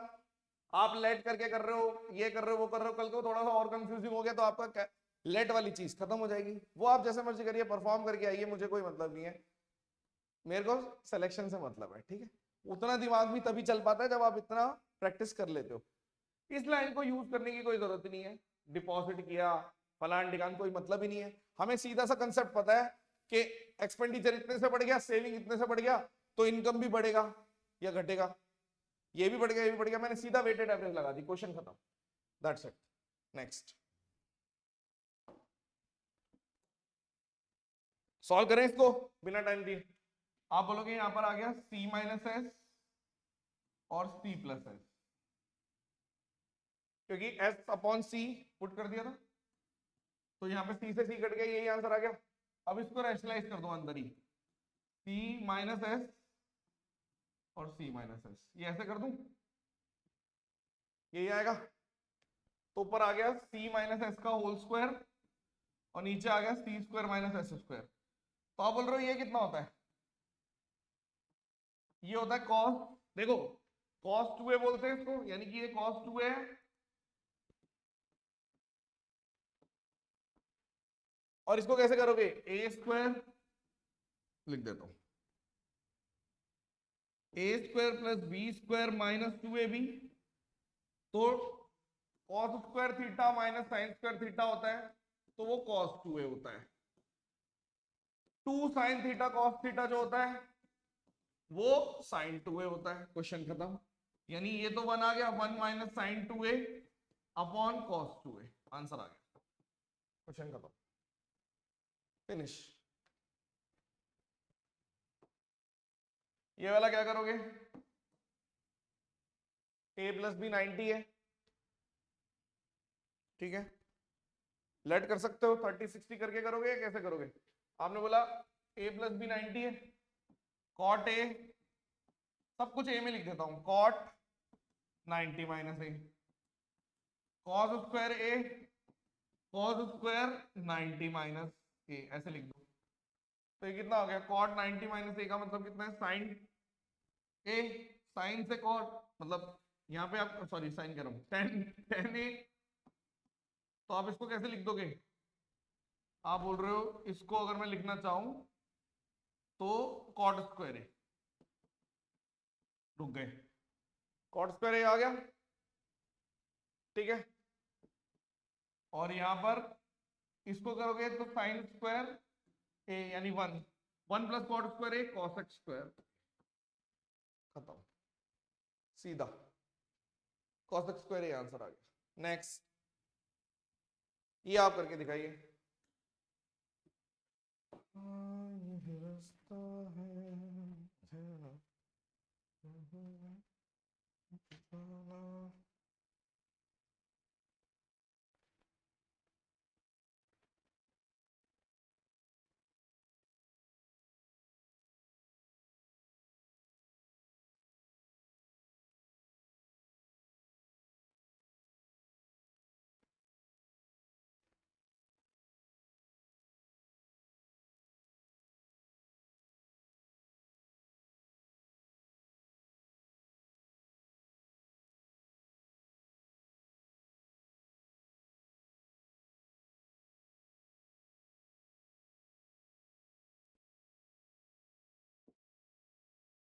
एक साइक्लिक क्वाड्रिलेटरल है, हमने कराया हुआ ये वाला क्वेश्चन भी, चौथा क्वेश्चन है ये, साइक्लिक क्वाड्रिलेटरल ले लो, ए बी सी और डी, ए बी बराबर बी सी, सी डी बराबर ए डी, ये दोनों बराबर हैं, और ये इंटरसेक्ट कर रहे हैं, ए सी और बी डी इंटरसेक्ट कर रहे हैं, इसका नाम है ओ, सेंटर नहीं है ये सेंटर मत मान लेना, गलत हो जाएगा आंसर, जो भी 88 दे रहा है उसने सिली मिस्टेक कर दी, पहले ही बता रहा हूं, गया गया सिलेक्शन गया, ठीक है। अब देखो, अब आपने बोला है सी ए डी, यानी ये 46 है, और आपसे बोल रहा है ए ओ बी निकालो, ए ओ बी, ठीक है। अब अगर ये 46 है तो क्या ये भी 46 हो जाएगा, इक्वल इक्वल एंगल्स हो जाएंगे क्योंकि इक्वल साइड है, तो 92 है तो ये कितना हो गया, तीनों का जोड़ कितना होगा 180, तो ये 88 हो गया, और अगर ये 88 हो गया, आपने बोला ठीक है 88, रुक गए कोई बात नहीं, तो आप यहां से यहां चले जाओ, तो ये कितना हो गया, ये 92 हो गया, अपोजिट साइक्लिक का अपोजिट, तो ये भी बराबर बराबर टूट गए, यानी कि 44 और 44, आपने बोला ठीक है यार बात तो ठीक है, 44 और 44, अभी यहीं रुकना है, ठीक है।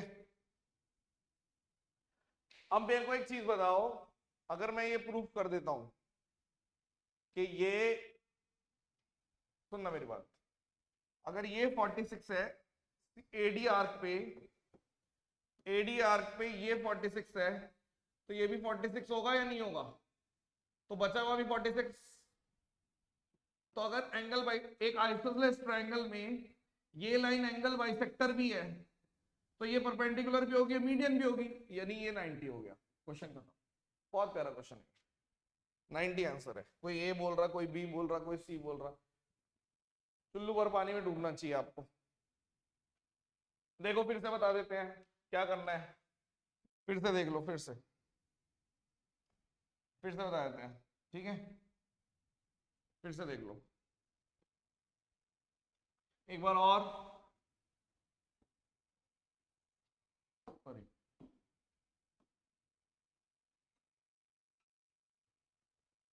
ठीक है,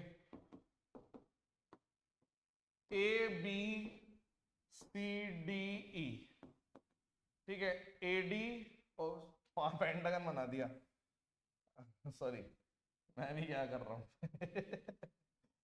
पेंटागन बना दिया है, दोबारा से बनाते हैं, ठीक है, ये ऐसे, ये ऐसे, अब ठीक बना है। हाँ, ए बी सी डी और ऐसे, ये इससे कट गया, ठीक है। ये दोनों बराबर दे रखे थे, ये वाला बराबर, आपको पता चल गया दो आइसोसेलेस ट्रायंगल है, दो आइसोसेलेस ट्रायंगल है, तो आप तुरंत समझ जाओगे दो आइसोसेलेस का मतलब क्या है, कि बस इतना ही पता चलेगा कि ये दोनों एंगल बराबर है। तो आपको दे रखा था CAD 46, तो ये भी 46, तो अगर ये 46 है इस वाली आर्क पे, तो चल के ये भी 46 तो आएगा। ये आप पहले भी कर सकते हो, बाद में भी कर सकते हो, कि इस वाली आर्क पे अगर ये 46 है तो ये भी, और अगर ये वाली आर्क पे ये 46 है तो ये भी। तुरंत आपको पता चल गया कि अगर ये 46 है तो ये भी 46 होगा, और ये 46 है तो ये भी। तो अगर आइसोसेलेस में ये लाइन, और जल्दी हो गया, ये लाइन अगर एंगल बाइसेक्टर है, यही परपेंडिकुलर होगी, यही मीडियन होगी, तो 90 आंसर है। तुरंत आर्क पे काम कर लिया, सीधा खत्म। एनी डाउट, किसी को डाउट?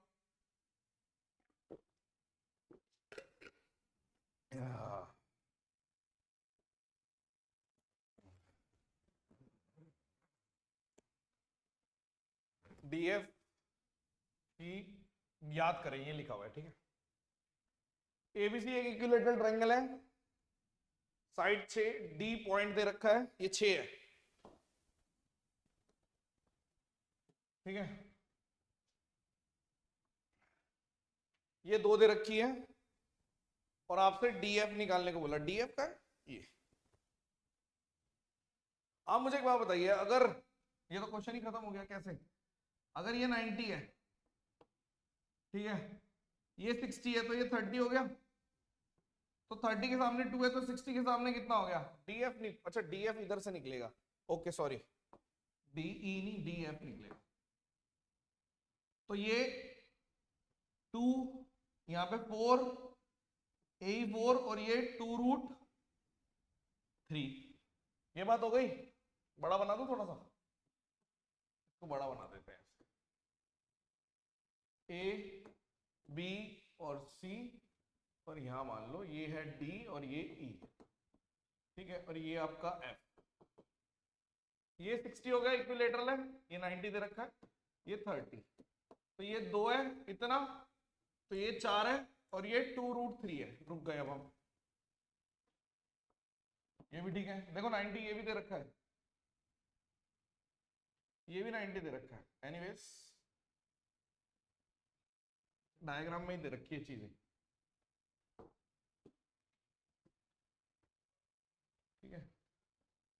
तो आपने बोला ठीक है, अब ये 90, ये 30, तो ये 60 हो गया, ये भी 60 है, तो बचा हुआ भी 60 हो गया, लीनियर पेयर से 60 हो गया। तो अगर ये 2 है, तो ये भी 2, 2, तो एक ट्रायंगल में, एक 90 वाले में डीएफ का जो स्क्वायर होगा वो 2√3 का स्क्वायर प्लस 2 का स्क्वायर, तो 2 दूनी 4, 4 3 12, और 4 16, यानी कि 16 डीएफ का स्क्वायर है, यानी डीएफ की वैल्यू 4 आ गई। क्वेश्चन खत्म। सिंपल तरीके से बताया, और भी हो सकता है तरीका।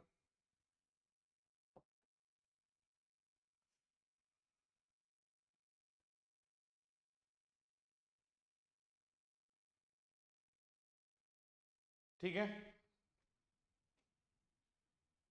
नेक्स्ट देखो, ये वाला आपको बता रखा है आर बराबर डेल अपॉन एस माइनस ए, एक्सटीरियर एंगल पता होना चाहिए,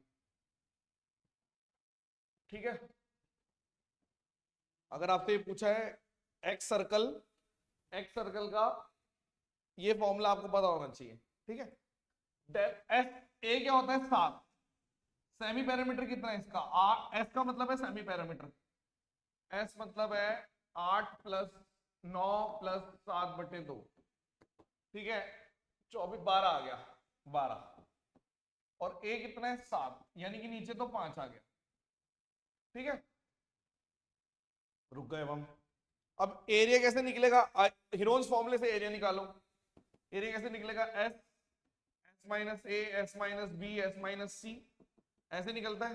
तो एस कितना है? 12, 12 में से 8 गए 4, 12 में से 7 गए 5, 12 में से 9 गए 3, तो 12 3 36, 6 बार आ गया, 6 दूनी 12, तो यानी कि 12√5 एरिया है, तो 12√5 ये, तो r बराबर 12√5, तो आंसर कितना आएगा 12/√5 ये आंसर है, क्योंकि 12√5 है तो 12/√5।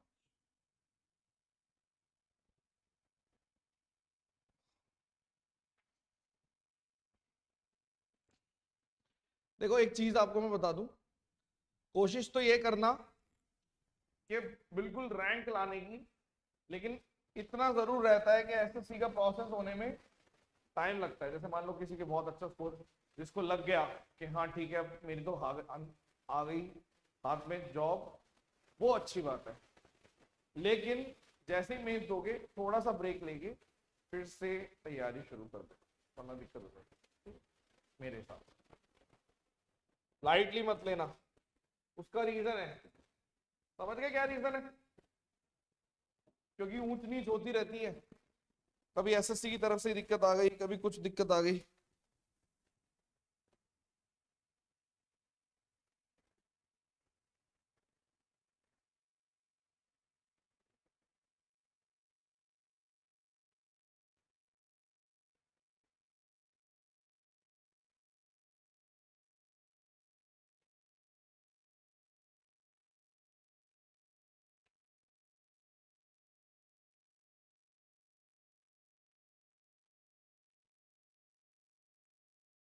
करें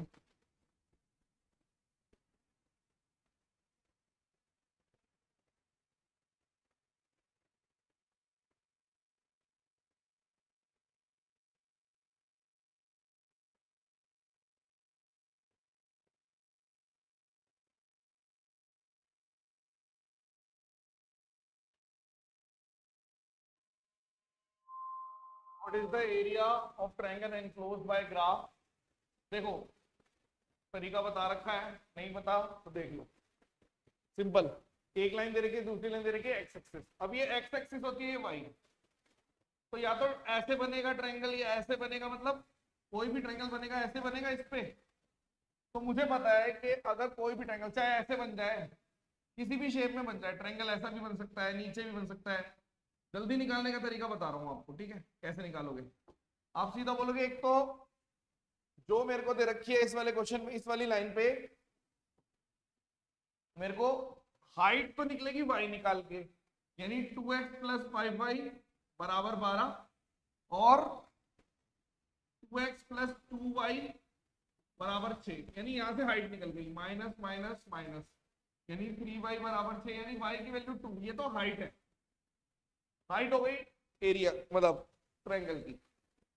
बेस कैसे निकलेगा? बेस निकलेगा, आप सिर्फ इस पे देखो ये पॉइंट्स कहाँ है, तो y0 पुट कर दो, तो जैसे y पुट करेंगे तो x की वैल्यू 1 तो 6 आ गई, और y0 पुट कर दो तो x की वैल्यू 3, तो 6 से 3 के बीच में डिफरेंस कितना है? दोनों पॉजिटिव है, नंबर लाइन में ये 0, ये 3, ये 6, तो ऐसे करके बनेगा कुछ, तो ये कितना है 3, तो एरिया क्या होता है? हाफ बेस इनटू हाइट, तो 3 आंसर है, क्वेश्चन खत्म। अगर किसी और मेथड से करते हो तो कोई बात नहीं।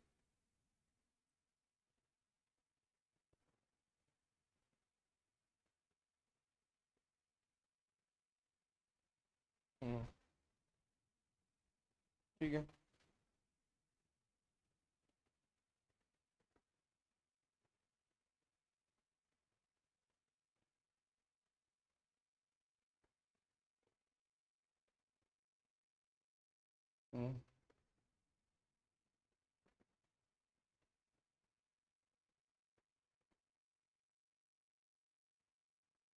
नेक्स्ट।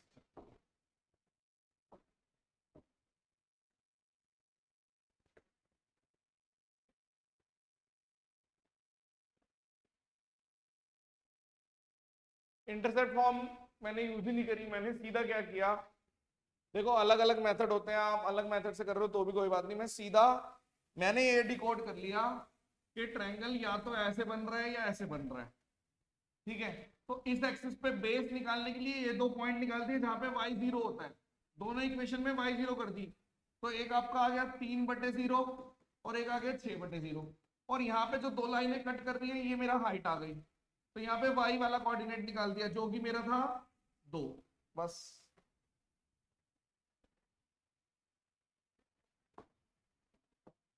अब देखो ये ग्राफ है, इंटरसेक्ट कर रहे हैं पी पे, यानी पहले तो इंटरसेक्टिंग पॉइंट निकालो। तो 12x प्लस वाई बराबर 8, पहली इक्वेशन। दूसरी इक्वेशन 2x प्लस 3y बराबर -10।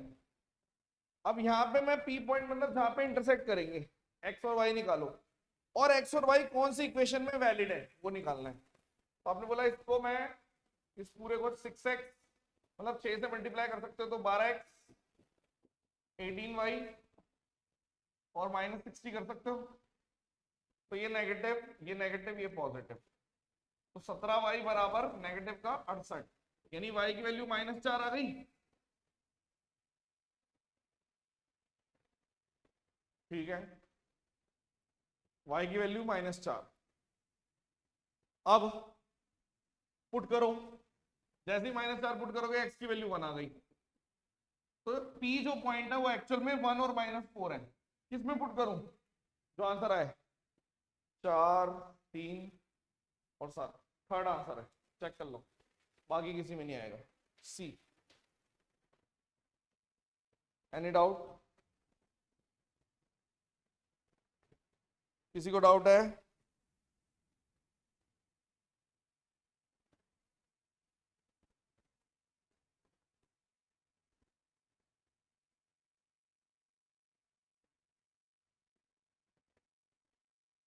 सिंपल।